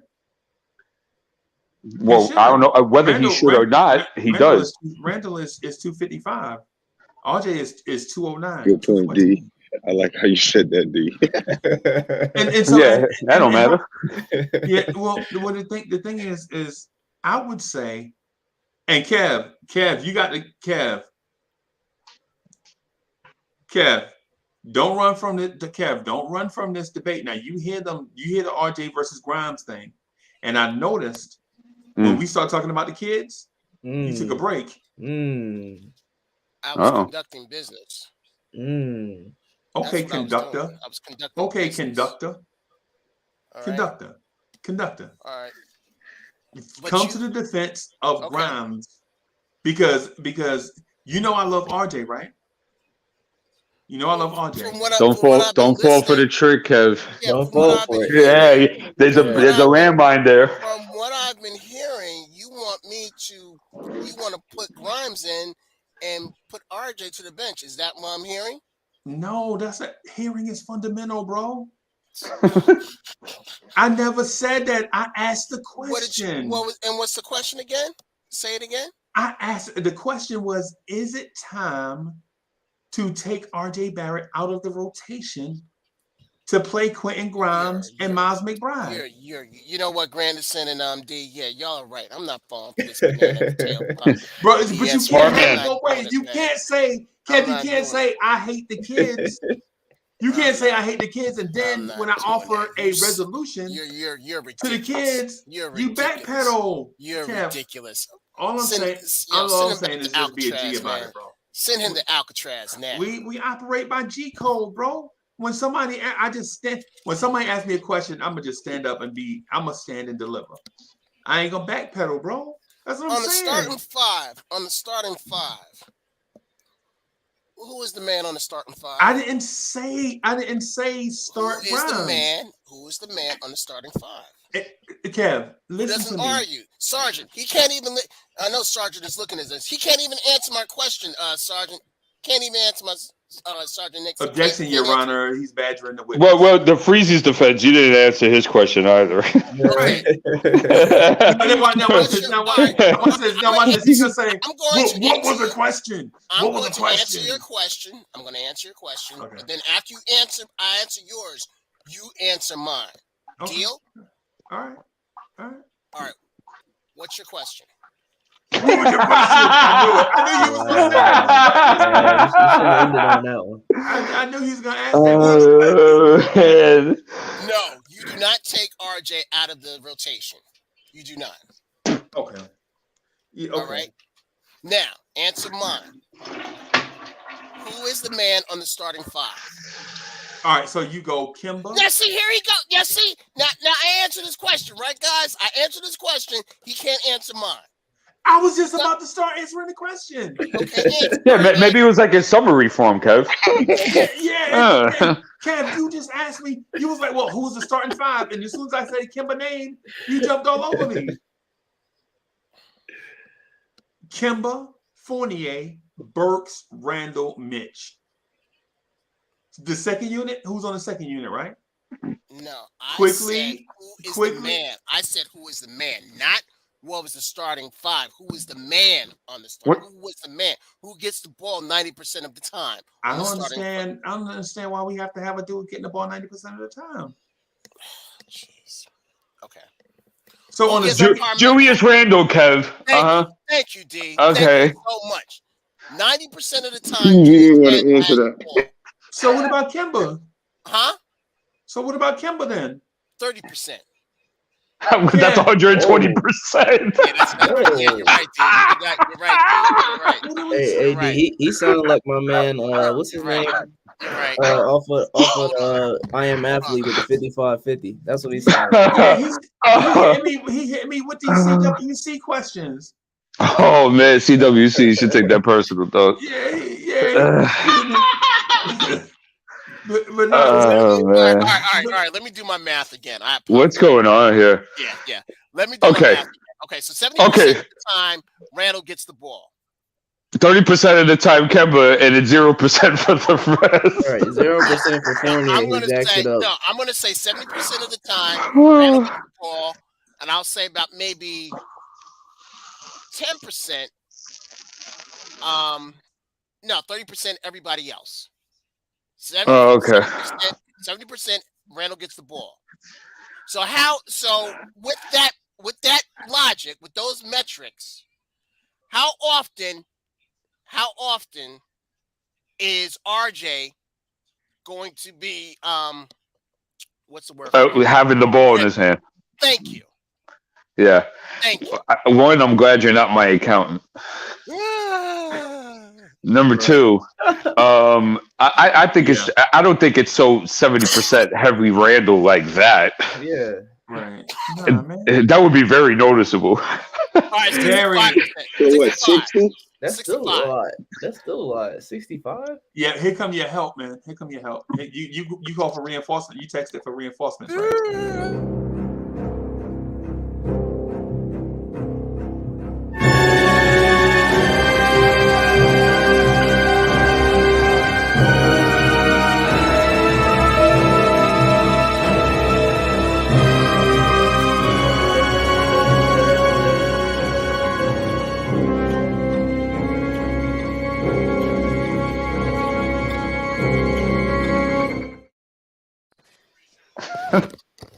G-Man! What's good? What's good, boss? How you doing? Good. Yeah, I'm going to divorce my wife because she loves Sergeant Nix's intro more than mine. So I'm done. I'm done. Yeah. Before I get into all that, first and foremost, hope everyone had healthy and happy holidays. I got cold. We know you, yeah. So I'm getting you later on. But I've been listening quite patiently all morning, right? And there were a myriad of topics covered this morning. So I don't want to come in here and take us back to where we've already been. So please let me know what is the topic of conversation, because I want to stay on script, right? I don't want to out into Neverland. So what is the topic that we're discussing thus far? Is it time for RJ Barrett to be benched? Was the topic of discussion we were presently talking about? Yeah, I asked the question. Is it time to take RJ Barrett out of the rotation and give his rotational minutes to Quentin Grimes and Miles McBride? Okay. That's what I asked. Okay. That's what I asked specifically. Oh, okay. All right. So and I'm on record for saying what I'm about to say now, and this is nothing new, right? If we go back a couple shows ago, well, probably about not more than a couple, when we asked what would be a favorable lineup for the Knicks, I told you then I wanted the Frenchman out of the lineup, number one, right? As we all do. You guys, that's a general consensus, right? But I am still, to answer the question, I don't believe now is the time to remove RJ Barrett from the rotation. So it's different. Now, the way Freezy phrased that question is different. He didn't ask, is it time to bench RJ? He said, is it time to remove RJ from the lineup, right? So no, it's not that time. I would say that what I would do at this point to give the team a different look or a different change of pace, I would put RJ back in his original position. Thank you. I would put Evan Fournier on the bench, and then you can insert a Quentin Grimes into that free position. Thank you. So you would roll out with a 6'4" small forward. Yeah. Why not? You're doing it now. Thank you. You're doing it now, and it's working. minus the fact that the Achilles heel that you guys have all touched on it this morning, when you got a Fournier and a Kemba playing backcourt at the same time. That's the problem. So you remove one of those entities out of the problem, which should be the Frenchman. Right, because at least Kemba can break down the defense and make something happen. At least, at a minimum. At a minimum. So, and again, you guys talked about it before. I'm not falling for the okie doke, the banana in my tailpipe with this little grandiose thing that we see every time we make a couple shots. But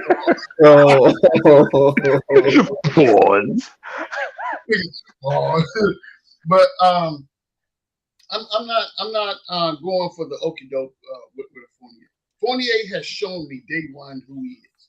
Now, just because you come to work on time, one time in 3 months, then I'm supposed to think you're good. No, man, let's leave it that. I need you to show up every day. Now you are allowed to have a bad game, right? I'm gonna give you that. But when your bad games outweigh the games that you're productive in, and then I see you get beat like a drum every game by whoever your opponent is, that doesn't really work for me. I understand everybody is not a dominant ball defender, but every play, I'm gonna go into my trade days thing. Every play, really? Every play? No. This dude, he should be paying toll taxes right now. The much he ride people here. Come on now, miss me with all that. Leave RJ in the lineup, move him to a different position to where you think he could be more productive, and get the Frenchman out of here, man. That's me. Hey, G-Man. So I'm gonna say this, man, and I don't know if you heard this what I said earlier, so I'll repeat it just real quick. And G-Man said his name wrong. G-Man said his name wrong. What's the name you gave him, G-Man? Hip Rider. Hip Rider. Wow. Wow. I mean, his defense ain't even that good. You're giving him too much credit, but continue though. Maybe finger pointer. That would be better. or dust eater or something like that. Or call him Help. His name is Help. Help. Yeah, man. Because remember, a point is mad different meanings to a point. Right. He calling for help. He pointing over there. Yeah. Then he making excuses, the bad steak. So what were you gonna say, Freezy, to G-Man? Oh, G-Man. Yes, sir. Do you think Quentin Grimes' defense and Miles McBride's defense are equal to RJ Barrett's? No. At this time, no. Okay. Would you say that they are decent NBA defenders? Yes. They're better than the Fournier, the post person we're talking about. Okay. All right. So is my 70-year-old uncle. Yeah. Yeah. And would you say whose offense is clicking more right now? Quentin Grimes or RJ Barrett? Oh, he's setting you up. Yeah, here we go. He's the way, bud. You know what, Uncle Freeze, you are the true manipulator. You are the true manipulator. It's a good question, though. But he's still a manipulator. There's a way to answer it. Where did you?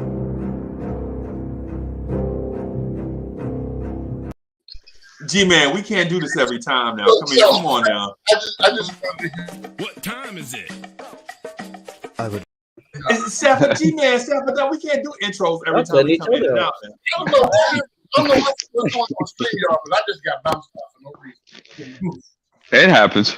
So, G-Man, did you hear Freezy's last question? No, what was the last question? Okay. The question is, whose offense is better, RJ Barrett or Quentin Grimes? With the small sample size we've seen, and if we go on statistics, it would be Quentin Grimes. He just shows better right now. Right. Yeah, because all we can go by is what the dude has done. Yeah. You know what I'm saying? Yeah. And would you say that Miles McBride, when given the opportunity to play extended minutes, has a decent offensive game? I would say based on yes. The short answer to your question is yes. He has the potential to to have a decent game. Well, okay, so how was RJ Barrett's offense at the moment? Lacking. It's lacking. Right. Well, let's go through it to strengthen your argument. So I would say this, that again, I'm the proponent that when you take you trying to turn and this is probably crazy, but you're trying to take a dog and that you raised from a puppy, right? And you taught him his whole dog life how to be a dog. Now all of a sudden you want to start portraying cat behavior, right? But you don't put him in the cat environment. You still got him in the dog environment, but you want this dog to be a cat. Saying that when you have an RJ Barrett coming out of school, he had a game set. And we all know the history and how people destroyed his shot. He had to go back and relearn that and all this other narrative that's out there for RJ Barrett, right? In 3 years, you would think that he is where he should be from a maturation process within the NBA, right? But that didn't happen. And we could all point fingers on, to the pros or to the cons. I would say this. I would say that until we put RJ Barrett into a situation to where he's set up to be successful and he fails, then we can have the start. Good answer, G-Man. What we can't continue to do is keep blaming these players when they're put in situations to where they're doomed to fail unless they're exceptional athletes and can just overcome whatever the mountain is. Now, Let me add on to that, G-Man. We just discussed that the Knicks are probably last of the league and pass, cut to bucket, right? Mm-hmm. I think RJ Barrett and Obi Toppin would feast, not just do okay, feast if their offense was more predicated and them moving like that within the offensive flow. That's where, but D, that's what. So let me. I just want to speak. How does that happen, D? Well, you gotta have a point. You gotta have a point guard. Point guard. Thank you. Playmakers with not only court vision to see the pass, but the accuracy and timing to put that pass on the money, so that that player doesn't have to do a non-basketball play. But most of the time, those cut passes are coming from your wings and your forwards. These days, I'm talking about. So, and a prime example of that is, damn, I forgot what the hell I was going to say. But my point is this, that it's not just relegated to a point guard, because you're trying to tell me Julius Randle can't see a cut? It's that a point guard job is to just do that. That's why we said we didn't want to take shots at Kemba, when we need a facilitator to open that up. That's really more of the point. Didn't we see? I see what y'all saying. Didn't we see Kemba set up Mitch? Robinson, Mitch, and We're not saying. And Obi. Reverse that Obi did? Yeah, but he could set somebody up once in a while. We talking about like somebody who career is to be a facilitator and to get shots for RJ to unlock Obi. That's going to take a point guard or a facilitator. Like Quickly does it sometime with Obi, but that's their chemistry. We need somebody who could come in and have chemistry with everybody. Like, you notice when we coming down and we see an open man and the ball don't get there, that's because they don't have confidence to make that play.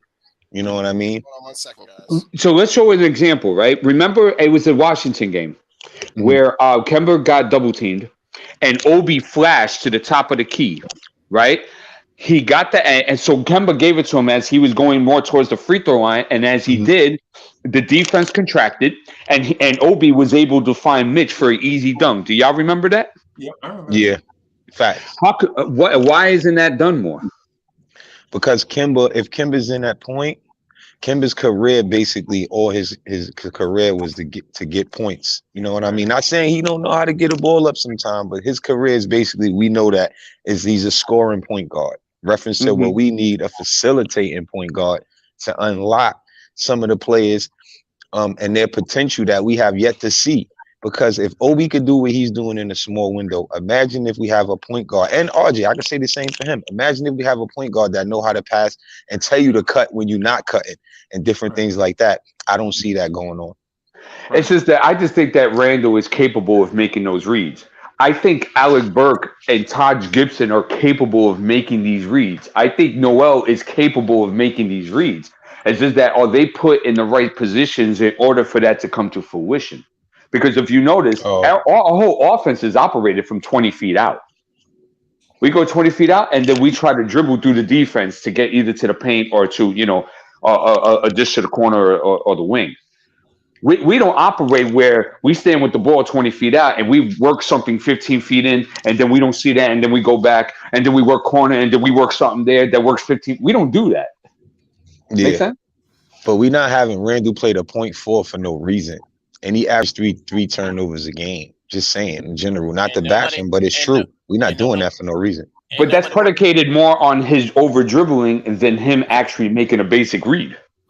That's a fact. That's a fact. But a point guard job would be to make that read. And my point I was going to make when I said about Kemba, Randall had the same issue. His job never was to be a facilitator or, he's a scorer. We know that.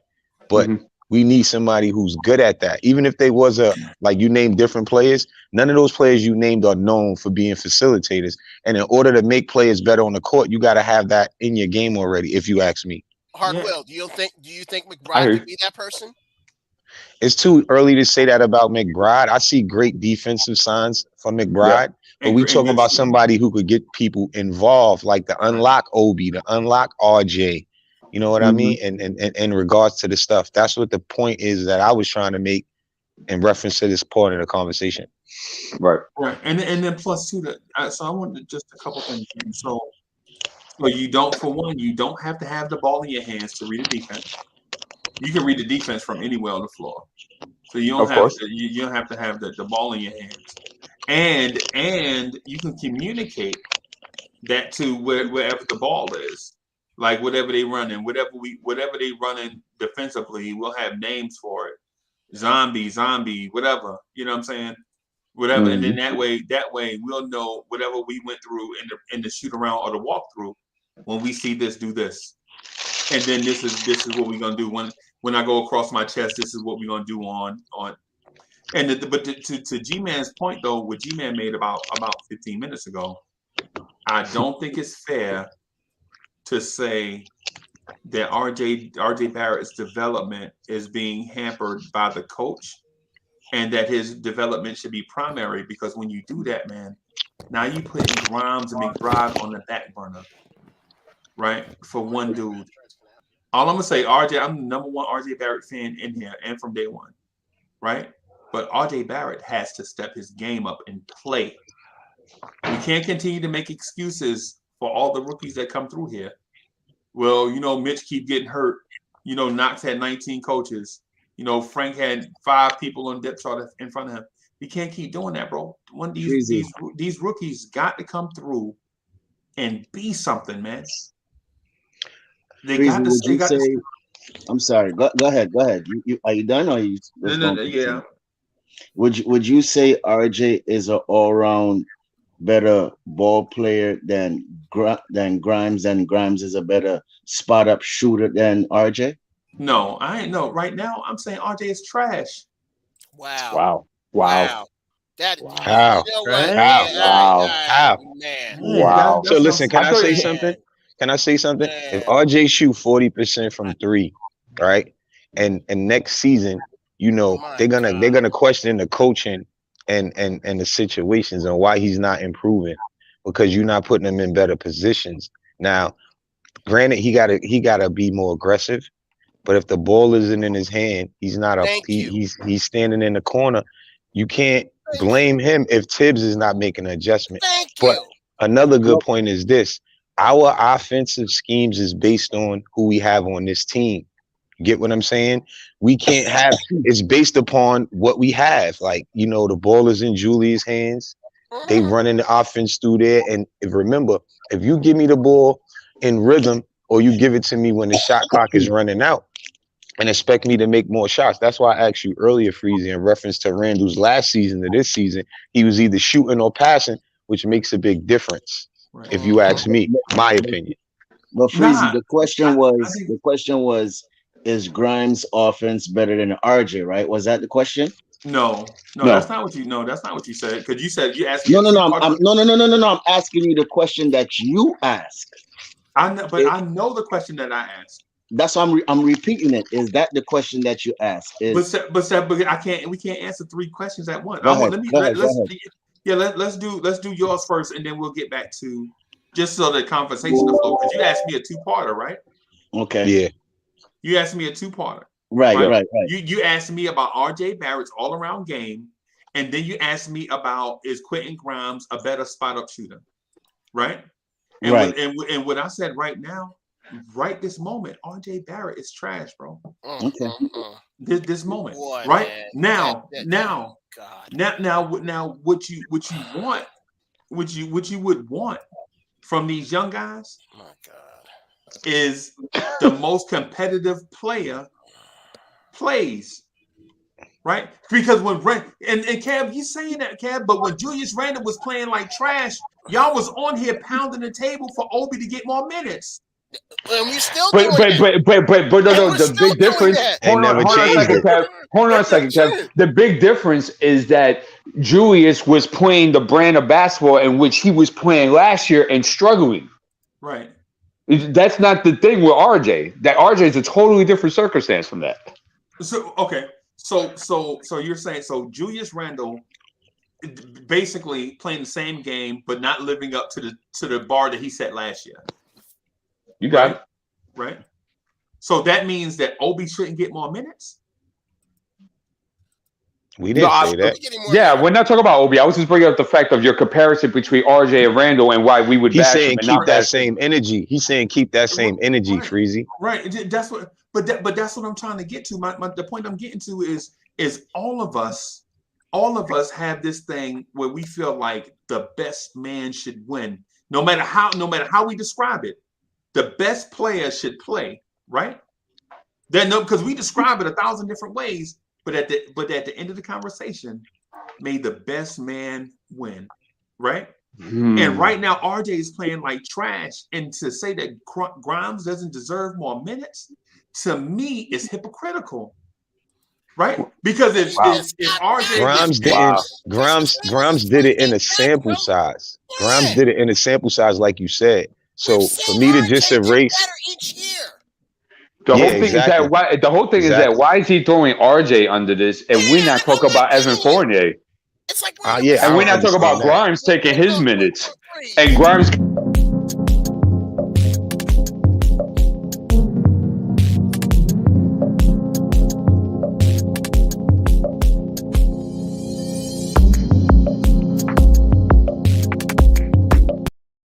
My bad. God. No, you're good. You're good. I understand. You got to do your thing. Yeah, because these dudes, they are nowadays superstars in this universe. They want the red carpet treatment. I got you. These balling. You understand? We give that to AD, man. We got to criticize. Wait, hold on. Everybody's talking. Hold on. I can't hear. Huh? Oh, sorry. You know what I'm saying? We got to criticize everybody. You know what I'm saying? Because even though we pick on Fournier and we pick on Randall, we got to give RJ some criticism too, because he has without a doubt. Without a doubt, but I think what's different with RJ is that his style of play and what he brings, I don't think translates to what I see the offense having him do from a game-to-game basis. That's all I'm saying. And that's a matter of perspective because you may diverge and may think differently. RJ on Charlotte or one of them teams is way better. Forget about it. They got him standing in the corner. They got him standing in the corner, waiting. Right. And y'all blaming him. And y'all blaming him. No. I don't think he's blaming him.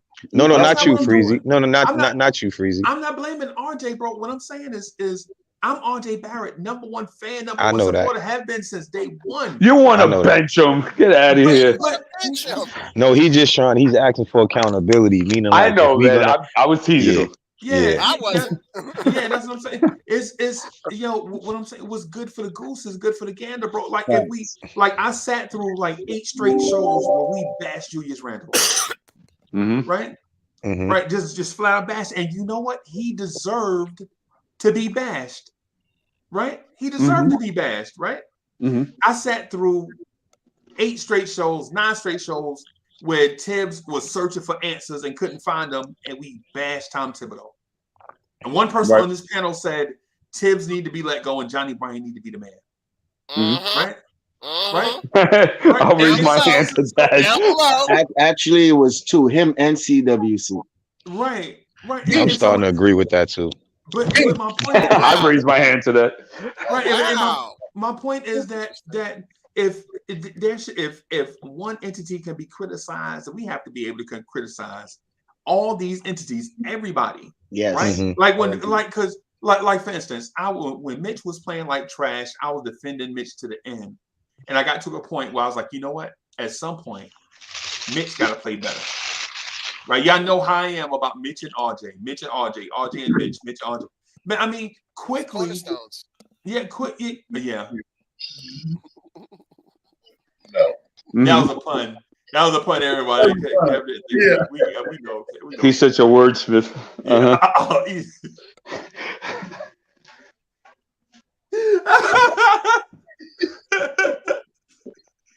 Hey, G, what you say? I said he's such a wordsmith. But yeah. So I think the difference between RJ and your examples is this. Like, and I agree with you. RJ should be shooting better from three based on how many open looks he gets, because he does get a lot of open looks. So I will agree with that. And that's maybe he should have done better over the summer. Another thing I felt he should have done better over the summer is that he should have gotten his ball handle tighter. Yep. Because it would be more a justice for him to get his own shot, get into the T for the D and stuff like that. But I still think he's being not properly utilized though for what he does. D, I want to ask you a question. I want people on the panel to answer too. But D, I want to ask you first. Mm-hmm. There's been a rift on Twitter between Haduka Sharon and Josh Uncle Fulio. Okay. What do you think? Who do you think is better? RJ Barrett or Garland from Cleveland? I mean, that's an easy answer. That's not even a good question, bro. Yeah, that was actually a topic of debate. Well, the thing about why is Cleveland? Oh, you saying why did we not get him? No, not even. Well, no, I'm not even saying that. But why is he having a better season than RJ is?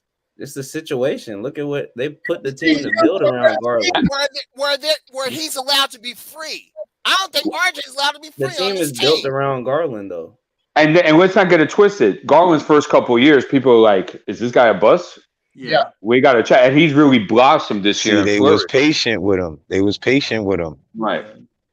And that's the same thing with New York fans got to be. But go ahead. I'm sorry. And let's be honest, though. And let's be honest. Garland plays better without Sexton on the court. Like, let's just be honest with ourselves with that. And Facts. Good point. And his deficiencies are hidden. Right, like I get like for example, you come out there with a big bully, strong point guard. Garland don't guard them, bro. They put a dude named Isaac Okoro on them dudes. Damn right. And behind them, they got Allen, they got Mobley, they got guys that could defend the paint. Right, and Markkanen. Right, and then if Garland is not, and Jared Allen too. Sorry, pardon me, Freezy.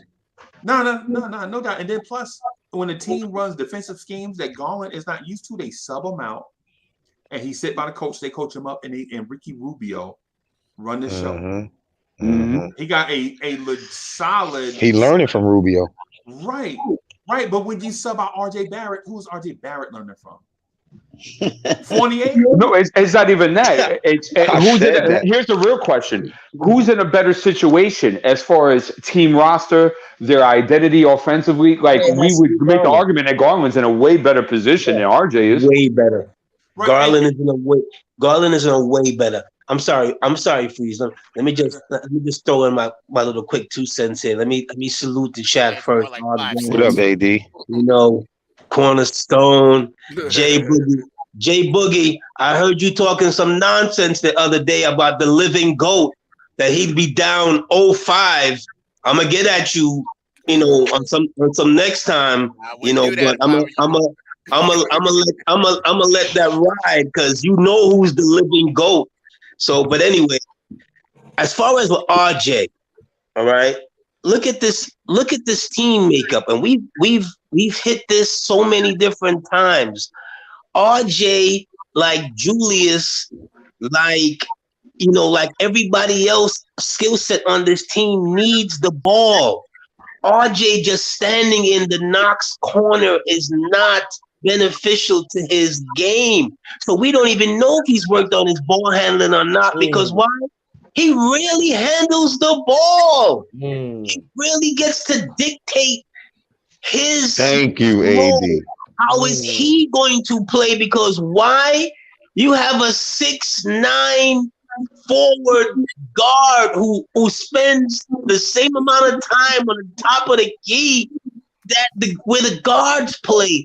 This team is so mismatched. It's so flawed. It's horrible. We have to get rid of Randall. That's Tibbs. That's Tibbs and Randall. Get rid of Randall. That's Tibbs' fault.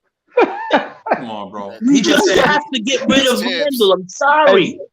That's more on the coaching staff, AD, than Randall.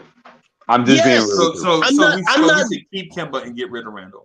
No. Hold on. My thing is this. My thing is this, man. My thing is this.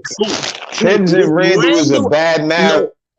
No. Yes, with Randall out there, he eats up everybody else's opportunity of what they would do well. That's the point.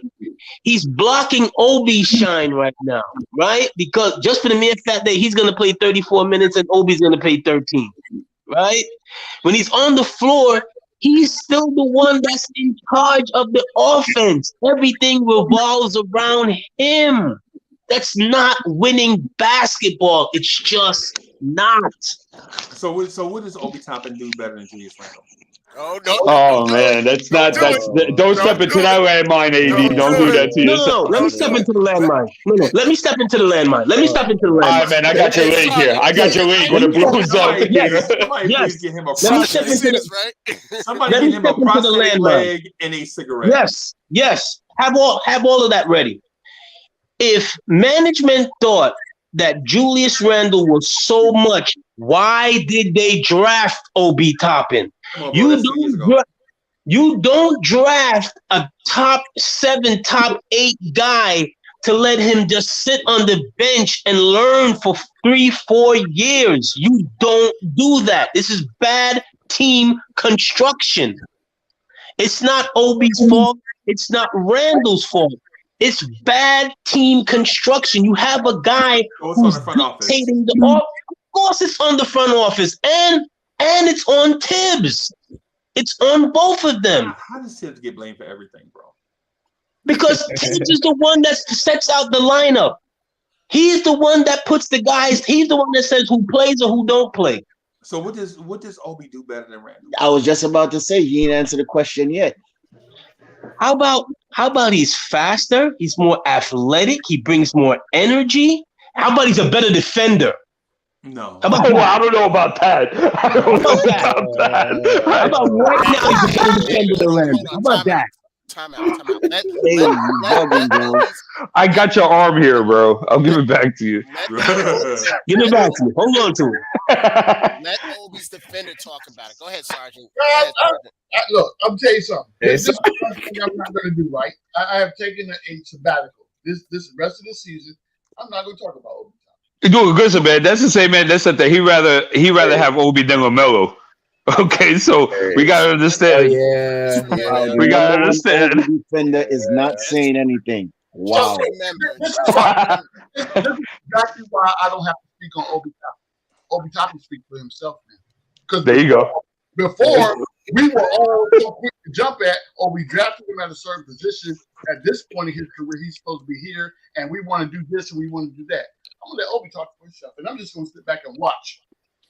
I got my popcorn ready. How about that? And guys, just to let you know, he's going to laminate the receipts that he took from everybody. Oh, he's going to laminate them. Oh, wait. But the thing is, before we get way off topic, because we headed on the road to despair right now.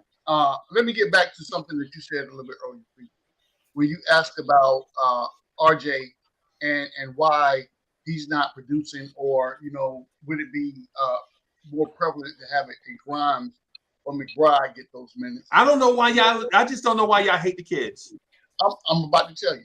I love the kids. It's not that we hate the kids. What we hate is the fact that, and this is where I'm going to get back to that point that was brought up a few minutes ago. It's the head coach's job to put people. Oh, Lord. I'm telling you right now. So if you want to see the kids, play, He's right though. If you want RJ Barrett removed from the rotation, talk to kids. If you want to see Kemba Walker brought back based on injuries and Derrick Rose having surgery, talk to kids. There is nobody else in this organization that controls. Well, I'm not going to say that. The point person that controls who plays, how many minutes they play, and this is the most important thing. The scheme of the offense. That's Tom Thibodeau. I don't care how you been. You can melt that down and cool it off and shape it any way you want it to. That's the head coach. So Freezy, so you want to sit a kid, and put in some other kids and not have the kids grow together. No. What I want is open competition. If that's the case, that Evan Fournier would not get a lick of minute on this roster. If we're going with that. So mote it be then. Okay. Good. Right. I want may the best man win, bro. May the best man win. I think in this political atmosphere that we're in, like, you know what I'm saying, with the Knicks, we get a lot of campaign speeches. We do. Right. A lot. And instead of let the best man win. But you're starting. Who's the judge, Freezy? When we talk about let the best man win, who's the judge? Who's judging the competition? That's my question. You know the answer. You mean okay. So Tibbs is the man. All right. But that does not take him away from being judged by us. Right? If you feel like what Tibbs is doing is not fair, you got the right to say what Tibbs is doing is not fair. Right? Right. That's all I'm saying. Like when I said, is it time? Is it time to take RJ out of the rotation because he's playing like trash? Right? No. We shouldn't be up in arms over a statement like that. We can't. Hold on, Freezy. Give me half a second here. Do we realize? I know we realize, but I'm being facetious right now. RJ Barrett is the highest draft pick the Knicks have had since Patrick Ewing. Okay. You don't. Is he playing like Patrick Ewing right now? No, he's not. But you don't ill-treat that. If you're gonna build a team, you would build around your number 3 pick, not around a free agent that just took your money and has become a second team All NBA. They've got it in reverse. AD. Okay. I'm to your point. I got you. I understand what you're saying. Don't acquire a cast off from another team, bring them to your team, and expect him to be an all-star. Unless it's Carmelo Anthony. Unless he's superior talent. Or it's Dave DeBuscher. No, unless he's superior talent. Did the Pelicans it's Earl Pearl Monroe. Did the Pelicans But hold on a second, Cornerstone. Hold on, Cornerstone. When it comes to hold on, Cornerstone. Let's get something right. And you've heard your favorite Knicks say this all the time. Walt Clyde Frazier didn't change his game when Earl the Pearl came here. Earl the Pearl had to fit in. Right. Walt was still Walt. Right. You don't shift your homegrown talent and make them have to then fit around someone who's an okay ball player. I'm not gonna say Julius is an okay ball player. Julius is a good ball player. But who am I? But who am I shaping and fixing for the future? Is it Julius or is it RJ? Did you say Earl of Pearl Monroe? Yes, I did. Okay, because the irony is, before they got Earl the Pearl, they won the NBA title. Okay. So Earl the Pearl Monroe, after they lost to the Lakers, They were like, yeah, we ain't gonna be able to beat the Lakers unless we get some more scoring. Right? We need scoring at the 2 guard spot because Barnett wasn't gonna cut it. Right? We're gonna send Barnett to the bench and bring in a scorer. And we love Dick Barnett because he got the funkiest jump shot in NBA history. You know, flick his arms and elbows and kick his feet out. You know what I'm saying? We love Dick Barnett. You know what I'm saying? But the thing is when you got Earl the Pearl, you already had won a chip. You got Julius, you didn't win no chip. Matter of fact, you ain't won a chip since Earl the Pearl got here. But they still built around him instead of building around RJ. What do you mean? Just what I said. They built around RJ. They built around Randall instead of. They built around an all-star instead of a third round. He wasn't an all-star. He just became an all-star. So don't give me that. When he first got here, he wasn't an all-star. Right. No, he was. He just proved it in the roughest place to prove it at. You see what I'm saying? What did he prove in the second season last year? What did he prove? That he was an all-star and he took your losing franchise to the playoffs. No. You know, he proved in the second season that when the lights got bright, he was a bum.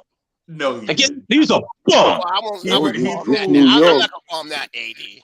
Man, that's some passion in that, AD. We're sitting here like we're gonna miss, like we would miss Julius Randle, like we would miss Julius Randle. I'm not saying out of here. We won't miss him, but I'm not gonna call him a bum either. That I'm not gonna bro. Did he look like a bum against Atlanta? Did he look like a bum against Atlanta? Okay, I think he got out-coached in Atlanta. That's what I think. Well, the thing is, hey, Cornerstone Cav, do you remember the power forward that played the position before Julius Randle? Here we go. Gandalf has come to resurrect the dead bodies to haunt us. It rhymes with Boa Ronley. See, he was waiting for it. Yo, I'm gonna start calling you Cemetery Freezy. Because all you do is dig up dead bodies, yo. Cemetery Freezy. That's all you do is dig up dead bodies.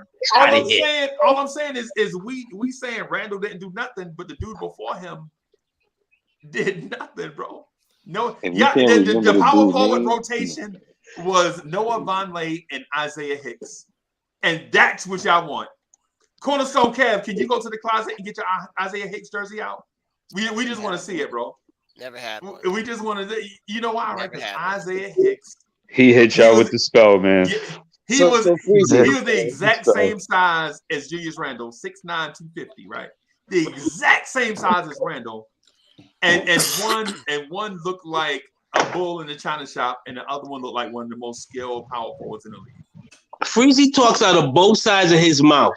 Okay? I know, man. I want you guys to understand it. I want you guys to understand this because he will sit here and disparage the great Bernard King, right? He will sit here and disparage and say some of the most blasphemous things about BK from New York, and yet still he will want to build a golden throne for Julius Randle. AD, do you know who you're talking to? This is the Emperor from Star Wars. I'm telling you that he's a manipulator. And I know it's a figure of speech. I know it's a figure of speech, bro, but everybody talks out of both sides of their mouth. Hey, you ain't never seen the real number 30 in New York, man.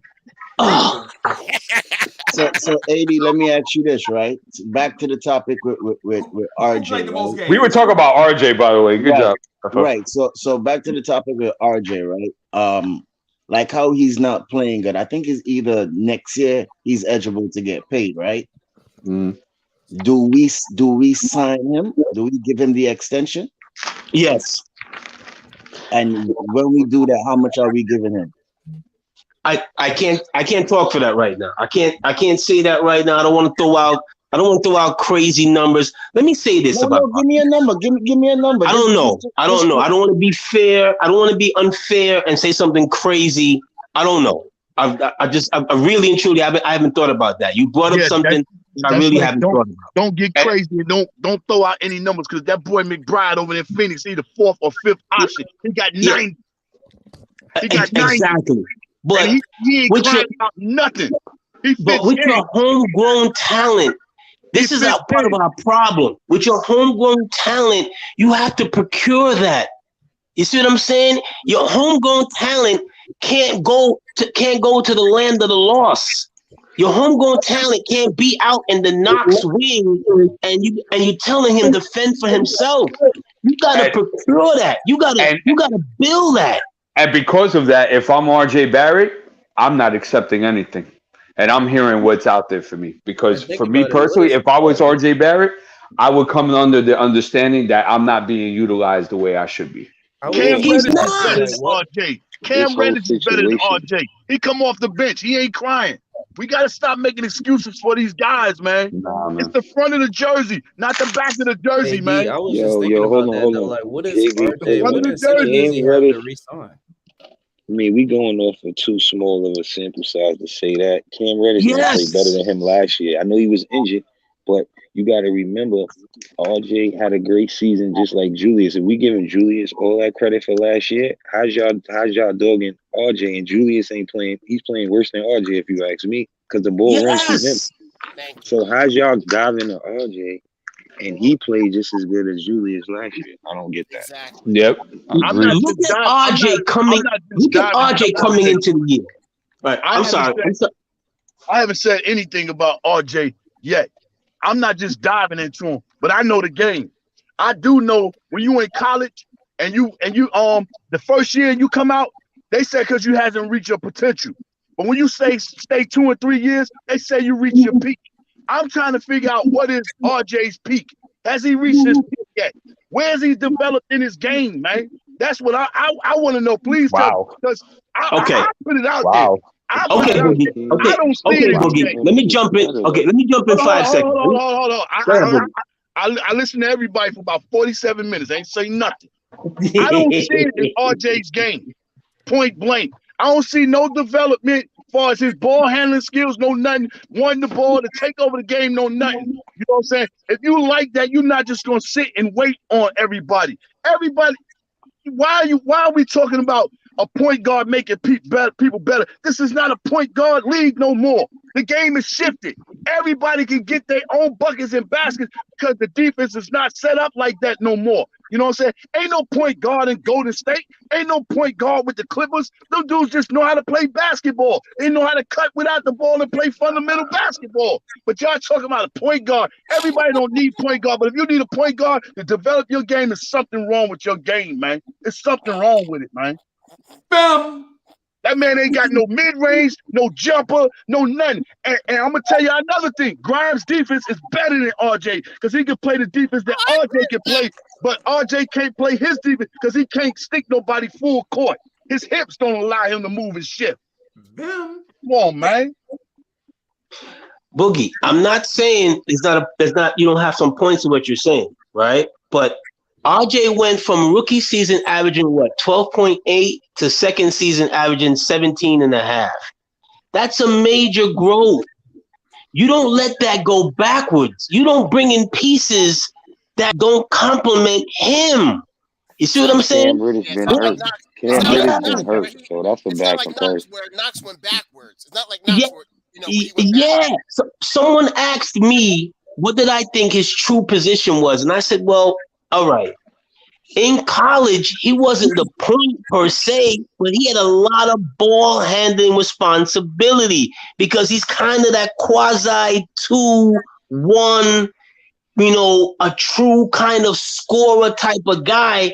But you brought him into a situation that his first year out, you make a free agent coming into the small forward point guard kind of thing. And then by his third year, you're giving him even less ball handling responsibility because you're bringing in more guys who are ball dominant. That's not how you build around the third overall pick. That's all I'm saying, Boogie. I totally get what you're saying, but this is not back in the days, and Hardwell know that. We're not coming in to try out. It's not skins trying to get a jersey, and then the shirts get shirts, and the skins, they stay skins until they prove themselves. We had a competition. It wasn't no competition inside our inside our practices. Because if it was, a lot of guys' jobs would have got took. It just gave jobs according to people's name and according to their money. You know what I'm saying? That's the problem. Now, if RJ felt like Evan was coming to take his shine, he's supposed to told Tom, "Now let me play with these guys because I need to gut check this dude and let y'all see where I'm at." You know what I'm saying? I come off 17 points from last year. Let me show you where my game is at. But what is the difference from his game from last year to this year? Besides everybody saying he's not getting his touches. Right. They switched his position. They switched his. They off the top, coming off of a successful second season. They come in, they take his position. They switch his position, J Book. With who? With Fournier. It's the same thing with Knox. It's the same thing with Knox. Knox was supposed to have his position solidified, and what do? They bring in 4 power forwards in. And what I believe, and I think they switched Evan Fournier's spot with Bullock.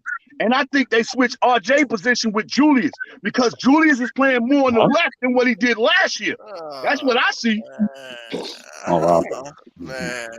Who is this? Oh, this is my man. Worldwide L. What's going on, cuz? Happy holidays. Happy holidays. Bro, happy holidays. Hope everybody had a happy and jolly Merry Christmas. Happy holidays, Sam. Happy holidays, Sam. What's good, Al? What's going on, bros? You been listening?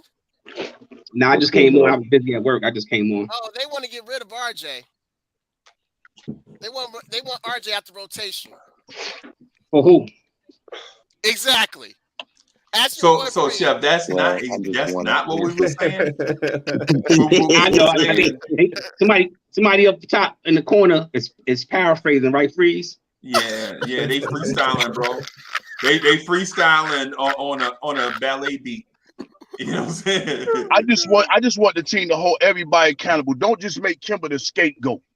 Don't make Kemba the scapegoat. He ain't playing good. Everybody not playing good. Treat everybody the same way. That's just me. I don't want RJ gone, and I ain't saying, you know what I'm saying, put him on the bench. But I'm saying RJ need to step his game up because we need it going forward. That's what I'm saying. Right. So yeah, because what Jay Boogie was saying about Kemba Walker about an hour and a half ago, right? About the positive vibes in the city, Kemba doing this thing, basically he's showing improve, right? Because a lot of people, when you, as a man, when you take your daily walk through life, it's a lot of show and tell men out there. Men show and tell, but not many men show and prove, right? Crazy. You just said when Jay Boogie said that an hour ago, you told him that Kemba should still be shipped. Right, so where are you going now? But that is, he don't know. I told you he's the emperor. I told you. But listen, so Kev, you got to pay attention, man, because my perspective is my perspective. Jay Boogie perspective is his perspective.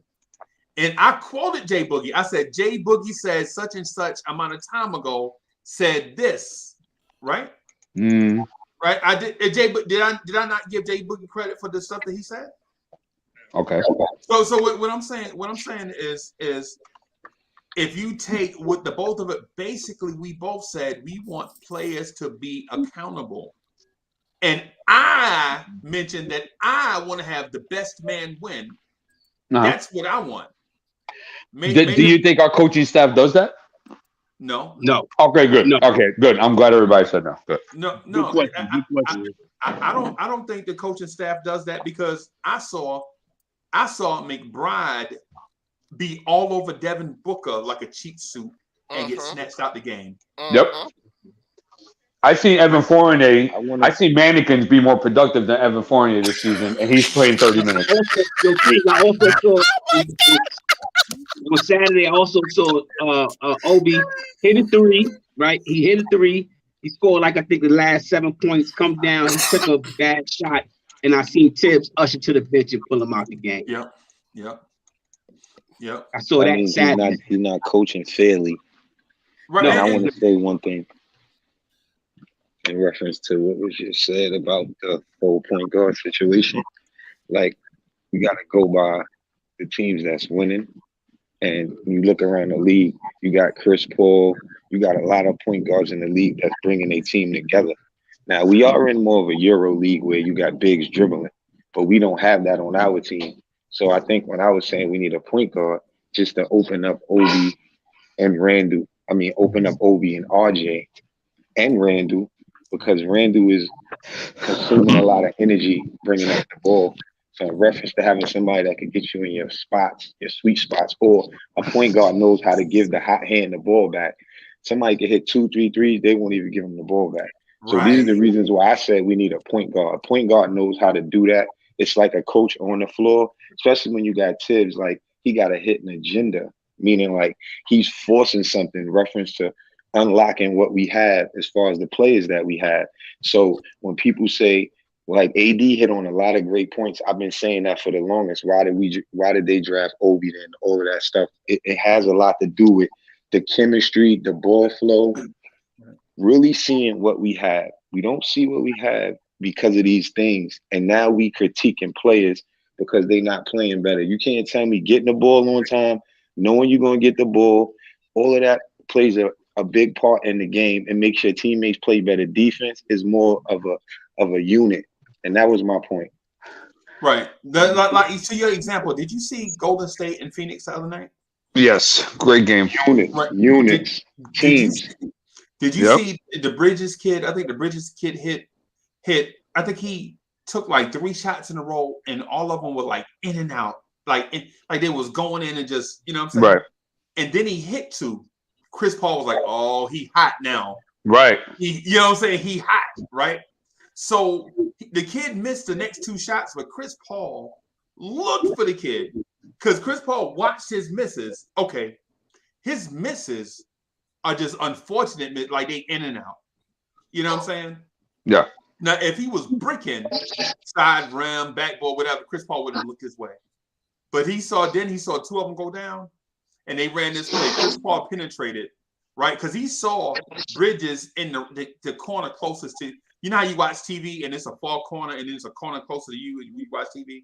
So Chris Paul penetrated, right? Knowing that he wanted to get the ball to the corner, but they would be in a passing lane. He turned it around, kicked it to 99, and 99 hit him in the corner for a wide open 3, and he hit it, right? So it's like basically the same thing I was saying about Grimes, about how when you hot from a spot, you don't have to just run to the spot, bro. Move around, man. We can find different ways to get you that same shot. You know what I'm saying? But anyway, to what Hard Will was saying, and it's excellent, man. Sometimes I'd be so embarrassed that Hard Will is so good at this, man. So like Hard Will just break this thing. A point guard makes all the difference in the world. And while Kemba Walker is a point guard, I don't know if he like the one that we looking for, not the score first one. He's not telling everybody where to go on the court, where to be. He doesn't have very good game recognition like that. He's not a coach on the floor. Right. And he don't recognize certain things. Like when Fournier is on the verge of getting hot, he don't recognize Fournier is on the verge of getting hot. He only recognizes it when Fournier done hit 4 in a row. And you know That's why, when Freezy? everybody know he hot. You know why, Freezy? Because most of his career, he was focusing on getting his own shot. His own shot, right. And that's the big difference in reference to what we need. And it means a lot because Randall and them still need to get off. We got a lot of weapons. Right. You know who else was like that though? Derrick Rose. Yes. When Derrick Rose was You mean like Kemba? in his prime? Oh, okay. And with the same mindset. Okay. The same mindset. Derrick Rose was not John Stockton at point guard. So let me ask this question, Pam. This is almost 2022. We are in December 27th of 2021, about to go into a new year. And a lot of people on this panel have been Knicks fans for over half a century. 50 years, right? Half a century. So we've seen a lot come and go. Especially Cornerstone. The one thing that we can talk about right now, and I'm just going to take it back to the last 10 years. So in the last 10 years, have we all been clamoring for 2 positions? Point guard, small forward.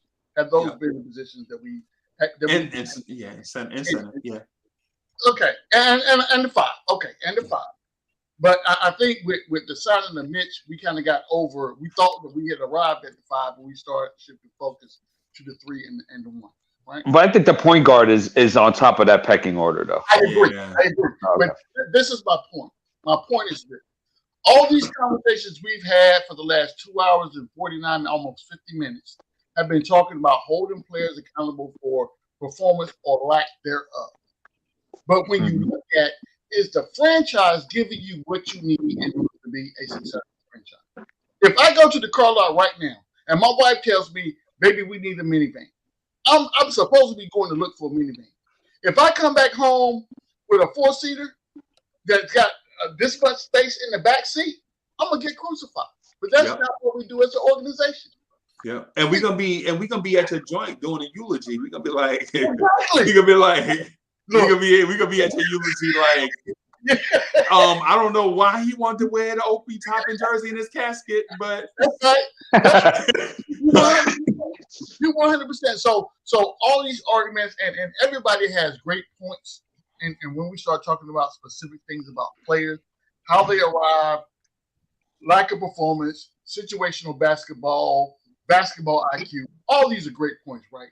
But I'm gonna tell you right now, if you ever go into a situation and you do not handle the situation or the problem with the situation at the root cause, you are doomed to fail every single time. Because what's the root cause? What's the root cause? The front office and the head coach. Off the bat. Off the bat. I'm telling you right now. So G-Man, I'll tell you this. So last summer Tibbs said that he needed wing players. Yep. And since then, at the draft, the front office drafted 3 guards 6'4" and smaller. Yep. And since the hardship roster expansion, they brought in 3 guards 6'5" and smaller. They did. And count free agency too. Yeah, and in free agency they brought in. They did. Fournier, one dude 6'6" that is not a traditional wing player. Yep. Evan Fournier is a traditional shooting guard. He's not a traditional wing. Right. I mean, he's a traditional shooting guard. He's not today's wing player. It's not what Tibbs was asking for in that interview. Right. Okay. Right, D. So the thing is if I'm the Knicks, right? If I'm the Knicks and I know the priority is the young guys getting minutes since veterans are out, or young guys getting minutes because the roster is depleted by health and safety protocol, why am I bringing in dudes that play their position to take minutes from them? So Freezy, this is where I give you a little pushback, right? Because when I talk about the front office did not see this protocol thing happen. So when you were sitting out there going to get free agents or looking at people that you want to draft, you have no idea that we're about to experience what we're experiencing right now. You are basing what you are drafting or what you are acquiring on the team need. These are things that great men with great minds, basketball minds, sit in the war room and say, hey, listen, I want Uncle Freezy, I want Boogie, I want Kev. We're going to give up G-Man, we're going to give up D's balling, and we're going to give up Worldwide and 2 draft picks to go get these players that we want. And they all sing Kumbaya, come to it because this is what's best for the organization.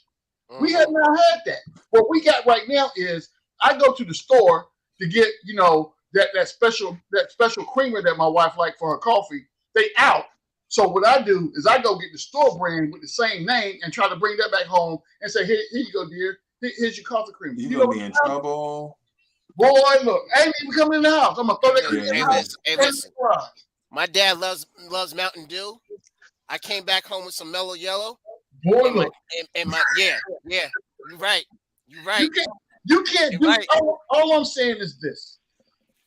And I always say we can't live by the hope creed, right? But my wish would be that at some point, someone in the organization becomes an adult, right? I need for somebody to stand up and say, okay, listen, this is where we're going. These are the steps we're going to make to get to where we're going. And then we can adjust based off that. But at least get me in the ballpark. If I ask you for a point guard, go get me a point guard and not go get me a relic that's on the tail end of their career. When I tell you I want a small forward, you don't even address that. What do? You go get me another dude that is coming off the bench and you want me to believe that he's going to be the savior in New York? Man, look, I'm tired, Freezy. I'm sick and tired of this point. That proves that they're going in different directions, if you ask me. And I wish at some point that Sergeant for Life would retire that Giants poncho off screen that he got behind that chair. Please, bro. That's what I'm saying. It's like the New York Giants and wide receivers, bro. That's like our point guard search. Right? It's like the Giants and wide receivers, bro. No, it's worse than that. It's like the New York Giants and the quarterback. Let's be real. I need a quarterback. They had a quarterback. And granted, Eli just got off his thing, but let's be honest. Without those 2 Super Bowls Eli won, he's still a mediocre quarterback. And he's my quarterback. All right. But back to the management. I would say that they did it about 50-50 as far as getting the positions. Did they get the star point guard? No, they did not. But they did get you McBride, and they got you somebody else that they stashed away. And playing. What's his name? What's his name, Cap? He don't know it.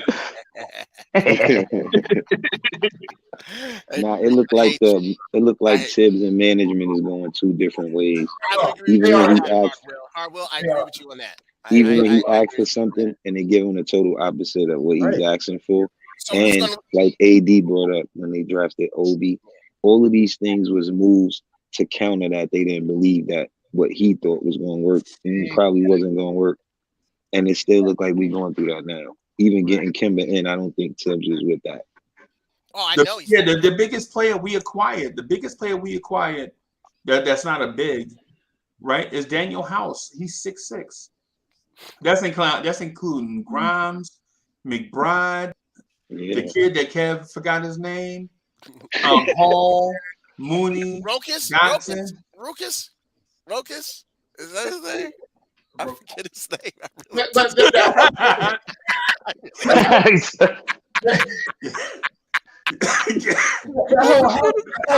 It was out of necessity, though. We wouldn't have been looking for House if we wasn't in this protocol thing. What's good, Al? Right. Good, bro. What up, bro? Good. You already know. Hey, what's happening? I think there's evidences that would supply the fact that they are going in different directions, and there is.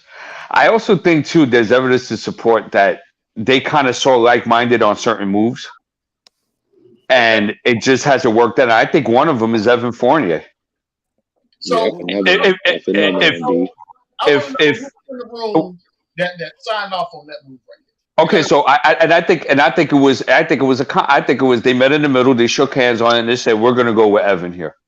Because the reason why I say that is because why the hell are you still playing this man 30 minutes a game? And why would you set Kemba down before Evan, knowing that Kemba was one of your few guys on the team that could break down the defense? It doesn't make sense.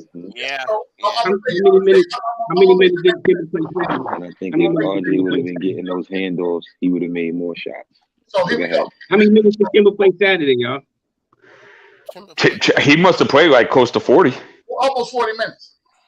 COVID minutes. Yeah, COVID minutes. Who in the front office? Now, this is a trick question. Who in the front office has Orlando ties? Perry Ellis, Scott Perry. Scott Perry.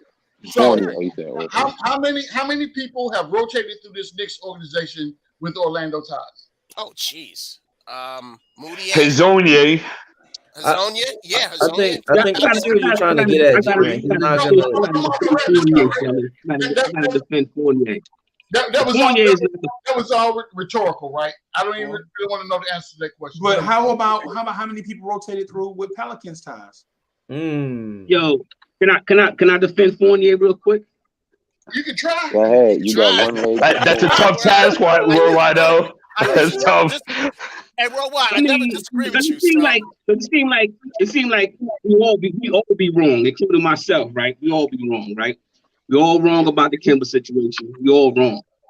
The fact of the matter is, we 2-7 without Kemba in the lineup, and we're above 500 with him in the lineup. That's facts. So if he played them games, we'll be sitting somewhere in the 3rd or 4th seed right now. That's facts. Wait. Stay there. I want to stay there with you. I want to stay there with you, and then you can make a second point. No, I'm talking. Let him finish. He gonna forget it. No problem. Let me finish. I'm just telling you out of facts. I'm not defending Kemba. I'm just telling you the fact. That's numbers. That's not what I'm saying. That's the numbers. That's fact. That's not argument. You can't debate. Yes, there is. There's plenty of argument. Fournier problem is that Tibbs is using him wrong. You know what I mean? Because it's games where nobody ain't saying nothing when he out there scoring 29 points. Ain't nobody saying, "Oh, Fournier don't belong on this team." So y'all got to take the good with the bad. At the end of the day, he's going to give you more. At the end of the day, he's going to give you more scoring than what we was getting from that position last year. So Tibbs just have to know that when Fournier don't have it going on, he has to give these other guys like Grimes or whoever or Burks. If Burks got it going on, he got to know how to pull the trigger and give these other guys who is playing good the minutes. And that goes for the whole team. That just don't go with Fournier. If Kemba's having a bad game, you need to sit his ass down. Put somebody else in there. Give McBride some burn. If RJ's having a bad game, sit his ass down. Give somebody else give Grimes some minutes. Give somebody else. I'm just looking at the stat sheet for Saturday. Fournier played 31 minutes. He was 6-12 from the field. He was a plus 21. He had 15 points. Grimes, who came in and took some of his minutes, also had 15 points. That's 30 points out of that 2-guard position. That's a pretty good game, fellas. Last I checked.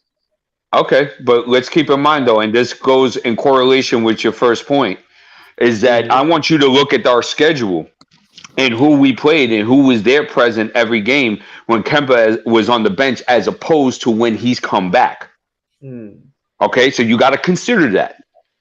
Okay, and I'm not going to go happy jumpy for every Fournier because Atlanta Hawk depleted team did not show up, but Evan Fournier had a decent game. You play the team that's in front of you. I don't care who you play. Nobody. You think the NBA players care about the main guys is there? Doesn't matter. You go out there and you play ball. We the same team that lost twice to Orlando Magic, and you talking about it don't work. It don't work that way. Hawks team. It don't work that way, Devon. You know, part of the reason we lost that Magic game. Part of that Magic game that we lost is because we didn't follow what you've been saying. We didn't lace your sneakers up. You go play ball. Ball players know that. Ball players don't care about who that team is missing, who they ain't got, who lacing their sneakers up. You lace your sneakers up, and you worried about taking care of your business. Any ball player tell you that. But the Knicks play better depending on who they playing. Right. Like we play down. Like we've been saying that for a minute. That they do. So that's the same thing. In reference to like we just judging it by like they didn't do it against nobody. You got a good point though in reference to who we should be subbing in, like moving around players when they're not playing good. But Kemba is too much of a Kemba can't stop nobody. Fournier can't stop nobody. Knicks hang their hats on defense, and I don't think that they just in the way, bro. All our teams could score off ball movement if we moving it right. But the defense is where they not showing up on. Kemba had 44 and we still don't win, bro. You mean to tell me you can't play a little bit of D? That's a problem with me, bro. Grime does exactly what Evan does. At this point in time, Grime does exactly what Evan does.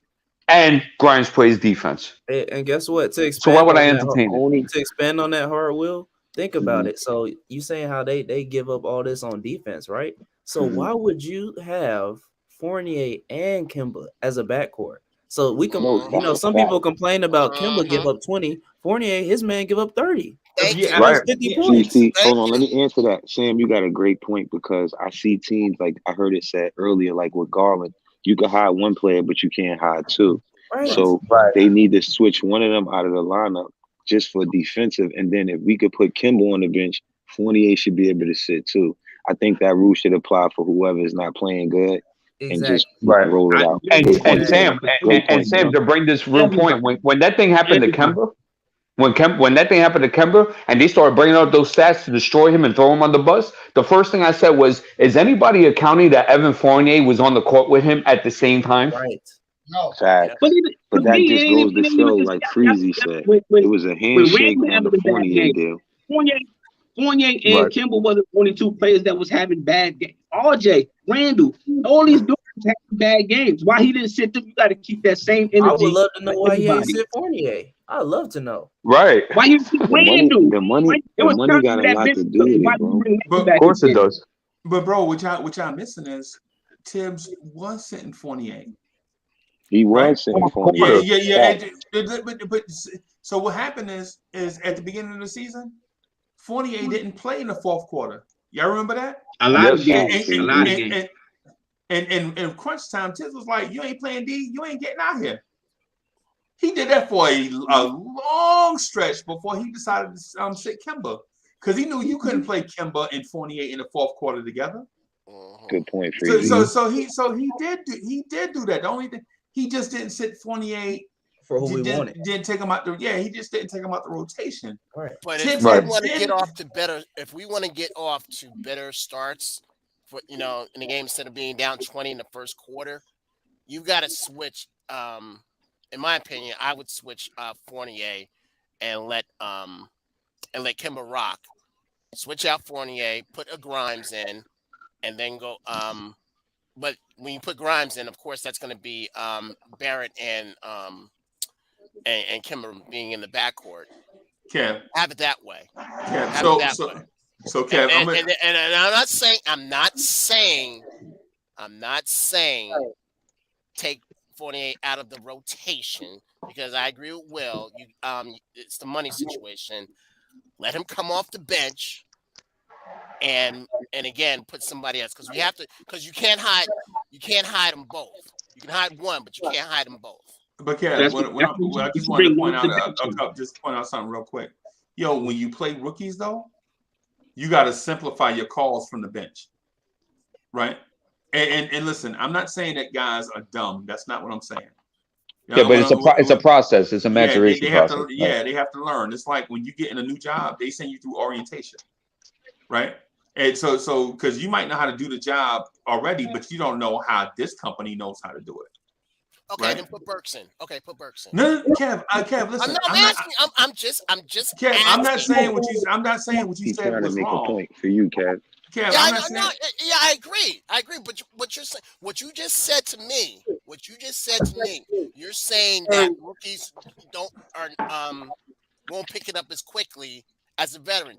So now I am making the switch from a Fournier to now a Burks. So why can't you put bottom line? Who's better at defense, Burks or Fournier? I would say this, Kev. Just go with what you're going with, but just remember, play calls are going to have to get simplified, because while this player may have seen the play 100 times, the veterans have seen these plays numbers of thousands of times. So it's like second nature. They don't have to read and react. They just go by instinct because they've seen it so much. And a great example to show that was when Deuce McBride played extended minutes. They ran two plays while he was in there: the horn set and the dribble handoff option. That was it. That was it, right? And the thing about it is, he got confused a couple times when the defense showed him different looks. You know what I'm saying? Like they would hedge out up top. So now he's like, "Yo, we ran horns. They hedged up top." It's something he ain't seen before. Now it's in his memory banks. Like, okay, this team hedged, right? But then when he plays the team the next night, you run horns, right? And your forwards pop up to the top because you're both bigs pinned down or whatever. Then this team, instead of hedging up top to deny the pass, they drop back into passing lanes to try to cover both men. They got the pin downs for them. And like, oh snap! Yesterday when we ran it, this team did this. Now this team is doing something different. Meanwhile, the shot clock is running. Right. Yeah, and you got to make a decision. Right. Yes. Right. And then here's another look. I came up with the perfect Evan Fournier solution, and the solution is very simple. He don't play no defense, right? Right. He's in there, right, to spread the floor and make shots, right? Very simple. If I play him 6 minutes and I see he's not on, I don't want to see him for the rest of the half. That's simple, because then he still starts. He gets his minutes if he's putting in shots, and if he doesn't, we're not burying him on the bench. Perfect solution for him. So we're going with Alpha Payton. Yeah, exactly. Exactly. Whereas we could have just solved it by again either putting in a Burks as a starter. He was your most expensive free agent this offseason. You can't just sit him like that, bro. Okay, right. You gotta play. Okay, Is that the problem? Right, and plus Burks been playing like trash lately, bro. Burks and RJ been trash together.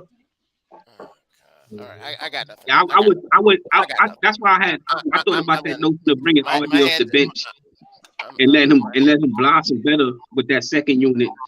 In that first unit, he looks like he's waiting around a lot, and I think Burks fit better with that first unit than he does. You know, because Burks, he don't have to get the ball. You don't have to get the ball in order for him to be good, or in order for him to do what he needs to do. But if you bring RJ off the bench, sort of like what you're doing with Mitch, you bring him off the bench, and it's not a demotion. It's just so that you can get ahead and get your points, get your jollies off, do your thing, and you run that second unit. You know what I mean? Give him full helm over that second unit. Let him go to work. Let everything run through him on the second unit. There's nobody else coming off the second unit that he's gonna have to defer to. But in that first unit, he got to defer to Kemba. He got to defer to Randall, and he got Fournier out there that he got to get going. You know, so I mean, I just looked at how they've been playing lately in that first quarter and third quarter with them starters out there, and when Burks and Kemba and Fournier out there, it kind of looked like they more in sync. You know, and it's like the ball movement has to be fully there in order for, I think, RJ to really get his jollies off. So I think if he go to the bench, he'll be able to get his jollies off more with that second unit and run. It won't be a demotion. He'll still more than likely finish the game and play his minutes, whatever he's averaging minutes per game. So he'll still get his minutes. But it's just so that everybody get their points. Everybody look good. Worldwide L, a lot of people don't want to play the Ginobili All-Star role. I'm 100% with what you're saying. It's not like Ginobili couldn't start. He done what was best for the team. And that's why I pointed to the name on the front of my hoodie, man. We gotta do team things and not for the names on the back, man. What's best Jay for the Boogie, team? I understand that, but you got to check this out. He the number 3 overall pick. Ginobili wasn't. And I understand what you're saying with the Ginobili fact, but RJ was a number 3 pick, so it's going to be hard in politics for putting them on the bench. And they also had the best power forward of all time. Yes. Not only that, 28's at the 2.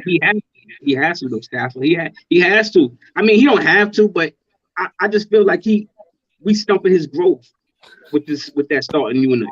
And unless you're gonna run more plays with him, we're gonna keep on saying, "Oh, where's RJ? Where's RJ?" Because he get lost out there. He does. We stunning his growth when we put Fournier at the 2. To be honest, because Fournier is not. He's not playing defense, and I want to look at what he shot from 3 last year, because RJ did pretty well, and Fournier. I would love to see what Fournier did last year from 3. And not only well, that's the same. But hold on, can I finish? Hold on, let me finish making my point. My main point was going to be is this: if we talking about building a future and a 3rd pick, reference to RJ, imagine him getting more handoffs. Because if we not going to the Eastern Conference Finals this year, are we building him the right way? Even moving him to the bench to me is not a good look, because is Fournier going to be on this team when we go to the chip? If we go to the Eastern Conference, he's not. I don't even think Tibbs is going to be here. So my point is, if RJ had more handoffs instead of Fournier, that's building in the right direction and where we need to be. If he shot 40% and Fournier shot 40%, he been in the league way longer. Fournier been in the league longer than RJ. And that's our 3rd pick. We need to handle that with care, like AD said. So with that being said, putting him off the bench could mess with his confidence. He's too young. And Fournier is not in our future. He is. So if y'all know that point right there, then that solves itself. RJ should be at the 2 and let Fournier come off the bench, because he's going to look at himself and say, should I be coming off the bench making this much money? He's going to have to work harder the same way Kemba did. Yeah, exactly. And it's not like we wasted money before. I mean, look at Jerome James, how much we paid him. You know what I'm saying? We should be tired of wasting money, though. We should be tired of that. I don't even want to talk about wasting money. We want to talk about now on the store. Like, because we in a different era. You know what I'm saying? But Kev, hey, to your point though, to the point about Burks, Man, Burks played 11 games in December, right? And he's averaging 35 minutes a game. Guess what he's shooting from the floor in the month of December? Got to be around 37%. You wish. That's Tibbs' fault. Wow, Why it's would worse. they put him in that position, bro? That's That was Pitt's fault. Yep. Yeah. Yo, Tibbs got to take blame for a lot, bro. Remember I said it. Tibbs is Remember I said it blamed to for a y'all. lot. Remember I said it. Yeah. You remember I said it to y'all, right? When I talked about don't get surprised if everybody was like, yeah, and I was like, you know, the move was what it was. But like I warned everybody when he came into that starting lineup, he's a bench player.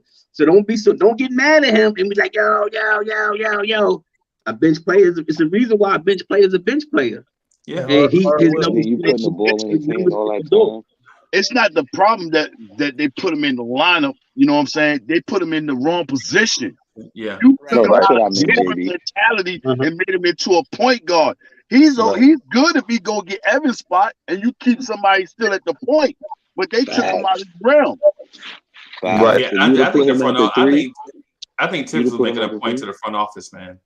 Yeah, I think the whole thing was Tibbs was trying to make a point to the front office, man. Like at the expense of the team. No. Yo, D. A lot of his moves is at the expense of the team. Pardon me, please. Yeah, that's terrible. No doubt, man. Because the thing is, bro. Like, so I've been beating the draft to death, and I've been beating free agency to death. So I won't do that no more. But how about the recent roster additions, right? And so I like Daniel House, right? But Daniel House is 6'6", bro. You're gonna get a dude that's Evan. You're gonna bring in a dude that's Evan Fournier size. I mean, why? But he's way tougher. He's way tougher than Fournier. Oh, I know. He a junkyard dog now. He got that Nick mentality. Fournier don't. Yeah, PJ is 6'5". PJ is 6'5". Smaller than him. You're right, but the PJs are rare though. You know what I'm saying? What I'm saying is it's plenty of dudes 6'8". I'll give you an example. There was a game where Quentin Grimes and Kevin Knox got off at the same time because of the natural flow of a shooting guard and small forward together in an offense that moves the ball. Right? One dude is a shooter, one dude is a slasher. Man, yo, did y'all see the Kevin Knox almost dunked twice in that game? Right?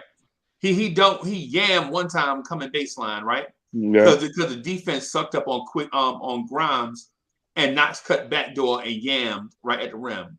Wham! Right? The next time Grimes tipped the ball, they kick it out to Kevin Knox. He's trying to throw it down, and he got fouled. Right? There is to me, in my opinion, the shooting guard and small forward is not interchangeable. Right? I believe if you run the small forward, like Mikal Bridges and Devin Booker are not interchangeable. But they made the NBA Finals last year. Yep. Right? And Dante DiVincenzo and Chris Middleton are not interchangeable. That's good examples. And they was in the NBA Finals, right? But only teams that's searching for all these missing pieces say, hey, yeah, you know, these players are interchangeable. He can play the 2, 3, and 4. The reason why you need a 2, 3, and 4, or he can play 2, 3, and 4 is because you don't have a 2, a 3, and a 4.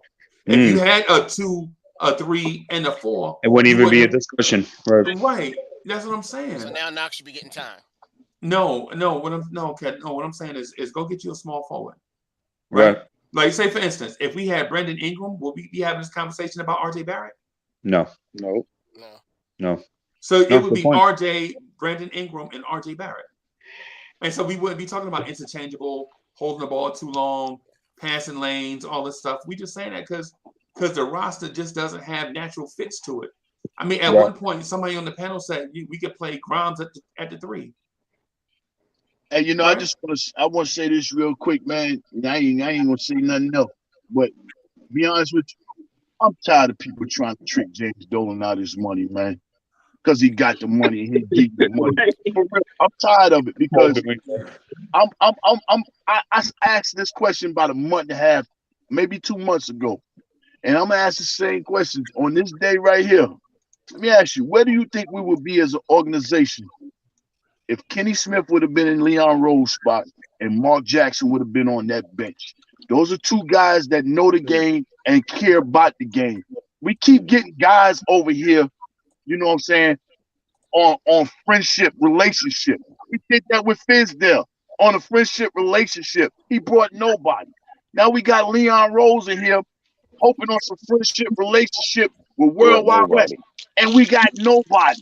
You know what I'm saying? Yeah. When are we going to get somebody in here that knows and understands the game of basketball that's really going to care, man? Best man for the job.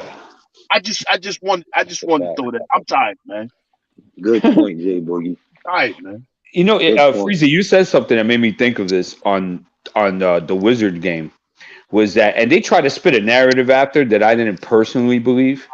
But why did Grimes not play in that Washington game? Sure. And why the hell did I see Damian Johnson play almost 20 minutes? I think they said that he wasn't fit enough. Yeah, I don't think he was ready. And what I'm saying is that I disagree with that narrative, because if that was the case, then he should have never been suited up. And it would have been reported Grimes is not available tonight because of conditioning. They did it with the other teams. I saw Maybe he was, D. Maybe he was. We see so many bad mistakes or decisions being made. That's the point I'm getting at, Art. Yeah, facts. You're right, D. Why was Johnson in the game anyway that long? See, that was a game. That was a game where Fournier should have been back out there, or Grimes. Why was Dotson out there? Grimes didn't play. Dotson was playing better defense than Fournier in that game. Man, we was getting smoked in that Washington game. They was smoking it. Look at me. None nobody on our team played defense. But Dotson didn't do bad for the little bit of time. Yeah, no, he didn't. I'd rather have seen Grimes in minutes than Damian Johnson. So that was should have been funny. Why would you not a run-it-up score? Why would you activate that Grimes and then have to cut somebody and send him back to the G League if you knew he wasn't gonna play? Doesn't make sense. Because you have to make the roster move, right? So so it's a bunch of stuff, man. I'm telling you, man. It's funny stuff going on, man. The Tibbs, right, Freezy? Yeah, I think some of it's Tibbs. I think a lot of it's the front office, though. I think it's both of them equally. Yeah, because so my conspiracy theory is this, and I know y'all gonna disagree, but I'm gonna say it anyway, so that the whole universe can hear it. I think Tibbs wants to play these kids, but the front office wants to play their prized free agent possessions. Nah. Yeah.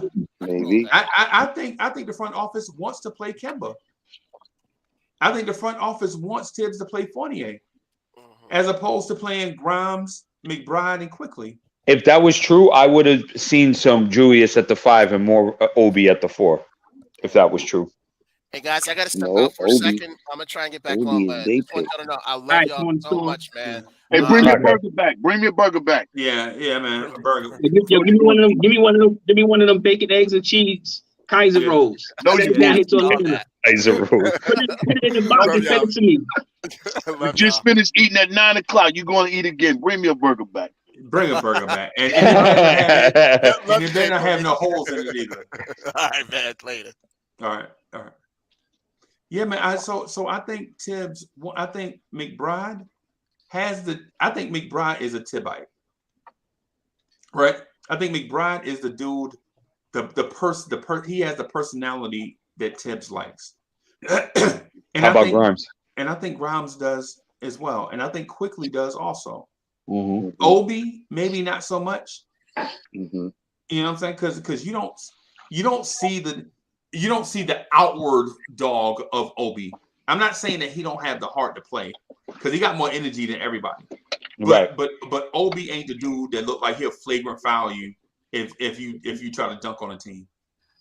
You know what I'm saying? But here's the whole thing about roster construction at that Freezy is that not everybody's going to have the same exact personality traits. Right. So, I think if that's the case and that's what you're going with, Tibbs will have to do a better job of balancing of what he wants to what they deliver and find how that mixes in the universe. Yeah. Boy, Cruz is two different people picking and constructing. Right. And it's not one, you know what I mean? It's not collectively. It's like some people rebuilding or trying to get us right, and Tibbs thinking he could get us further than we probably can. It's like I think him and Julius Randle got more like he got him coach of the year, he got him to the All-Star game. So they kind of trying to, duplicate that again, and it's not, coming to fruition. So a lot of his visions, he's fighting for. And like I say, Tibbs is not going to be here when we win a chip or even when we win the Eastern Conference. So he's trying to force what he thinks can work, reference to us trying to rebuild the front office, trying to bring in pieces that could put us in position. So with that being said, I think if they get more minutes, because the guys that Tibbs is forcing out there is not really, looking bright, or the future is not looking like it's going to get us further than the first round again. Right. I believe we keep hollering Johnny Bryant. That's his name, right? We keep hollering him because he's young and he'll fit in with the young guys. I believe it's the opposite way of what you're saying, Freezy. I believe Tibbs wanted win now, right now, and we did not get And the them front right. office. You know what I'm saying? I think the front office probably want to build. You know what I'm saying? And build and lead up to something. But what Tom and Tom want to win right now because he's on some gear. I showed you this last year. You know what I'm saying? You see what I did last year with basically. I'm the coach of the year. Get me the type players, and I don't believe for once they even probably called Kyle Lowry and DeRozan and set them down together and say, "Yo, y'all want to play back together?" I don't even think they did. They might have set Tom. Leon might have set Tom up for failure because that's my man, and I told you I promised you the job. You know what I'm saying? But better yet, I'm gonna bring you in here, but when it's not gonna work, and I'm gonna have my reason to get rid of you. But at the same time, I told you I'm gonna give you that job. Something's going on amongst them two, man. But I believe, man, Tom is in the middle, and he's. That sounds more reasonable. No, it don't sound reasonable because yes, it does. Because if Tibbs is gonna go out and get the free agents that to win right now, why would he go get two dudes that don't even fit his system? Because you got to put it into consideration. Did you ever think for the fact that maybe people didn't want to come? Bro, Kelly Oubre did an interview when he was almost a Knick. How'd that go? The attitude part plays a part That too. man was in the salon. You know what? That man would act a fool in New York. Yeah, he would have been getting his hair braided on the bench. My whole thing is you got to evolve. And Tibbs got to evolve. Tibbs got to evolve with his focus. And he may not have wanted Fournier and Kemba, but you got him. So what you gonna do now? You play the cards you play the cards that's in front of you. What you gonna do? You got to coach. Been on the bench playing spades. Somebody would have had an ironing board. Listen, if I was Tibbs, I'd be mad too. If you bring me Kemba and Fournier. Now I'm gonna keep it real. If I'm Tibbs and I'm asking for wings and certain type of players, and you bring me Fournier and Kemba, I'm mad too. That's causing friction right there. So what do you do though, Hart? What do you do? Now you got to put your coaching hat on and you know got to what coach. we do. We seeing what we do. We getting what we see. I don't know, man. Y'all got to get ready. I got to get ready to open up the cash, y'all. So I'll see y'all guys later. Yo, Jay Books. Yo, it's magic, baby. Man, they don't even want to talk to me. That's magic, baby. Hey, see me at 6 o'clock. I'm gonna give my review. See me at 6 o'clock. It's magic, baby. I'm trying to trade for him right now. Put him on the Knicks team. Who? At the shooting guard. Who? I didn't hear you. Who, Nas? Nas at the shooting magic, guard. baby. Put Nas at the point guard. Escobar. You mean Nas at the two guard. Jay Boogie. It's Nas magic. is the GOAT. Huh? Nas is the GOAT, bro.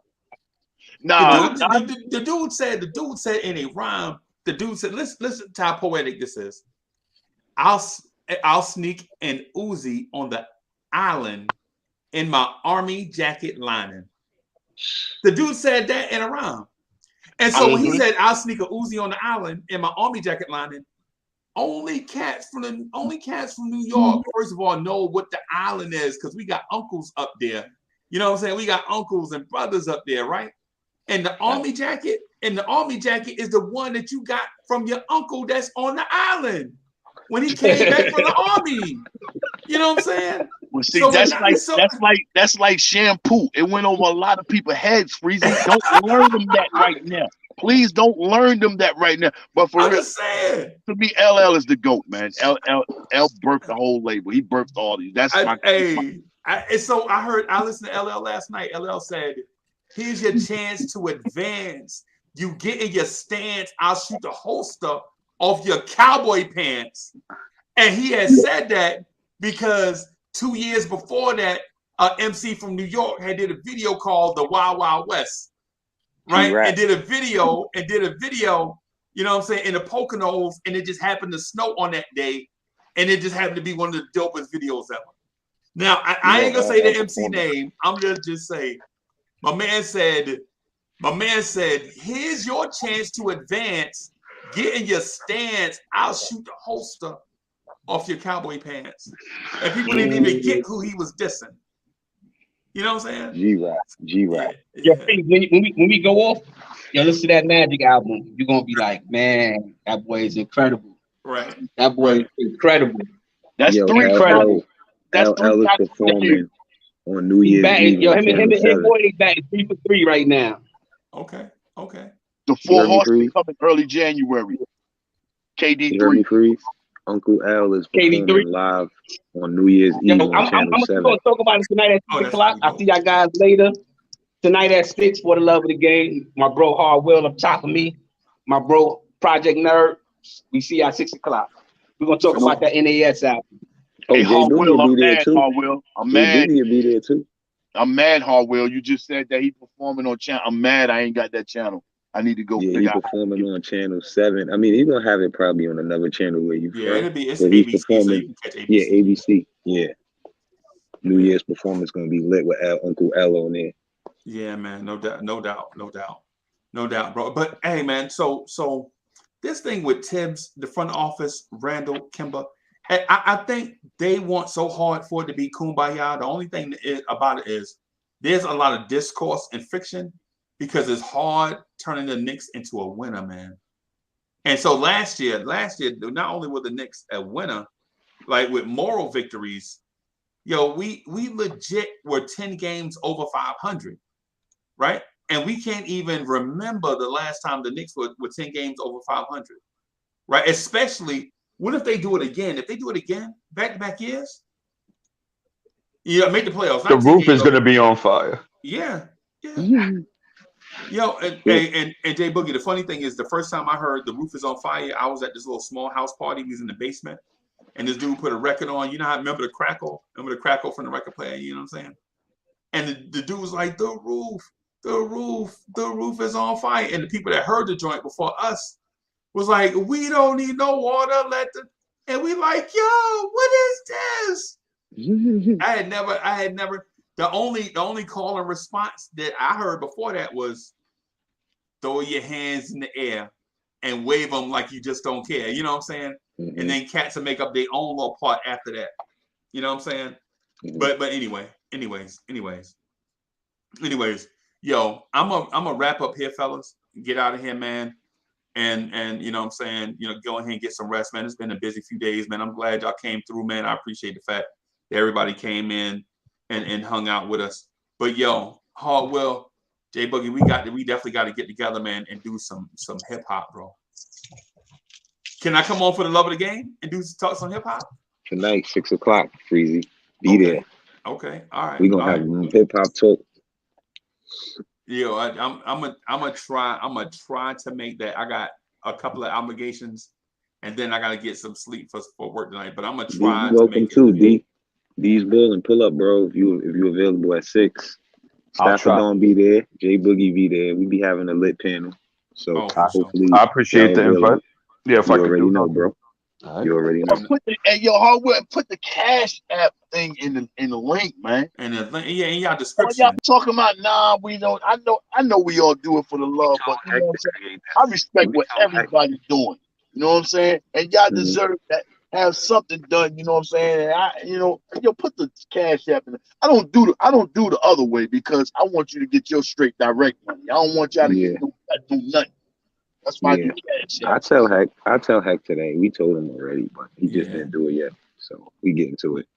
Yeah, no doubt, bro. I'm gonna get out here. Thank y'all, man. Tomorrow we got to rock for a long time, yo. But I'll holler at y'all tomorrow, man. All right, Staffer. All right, Jay Boogie. See y'all later. Freeze. Have a good one.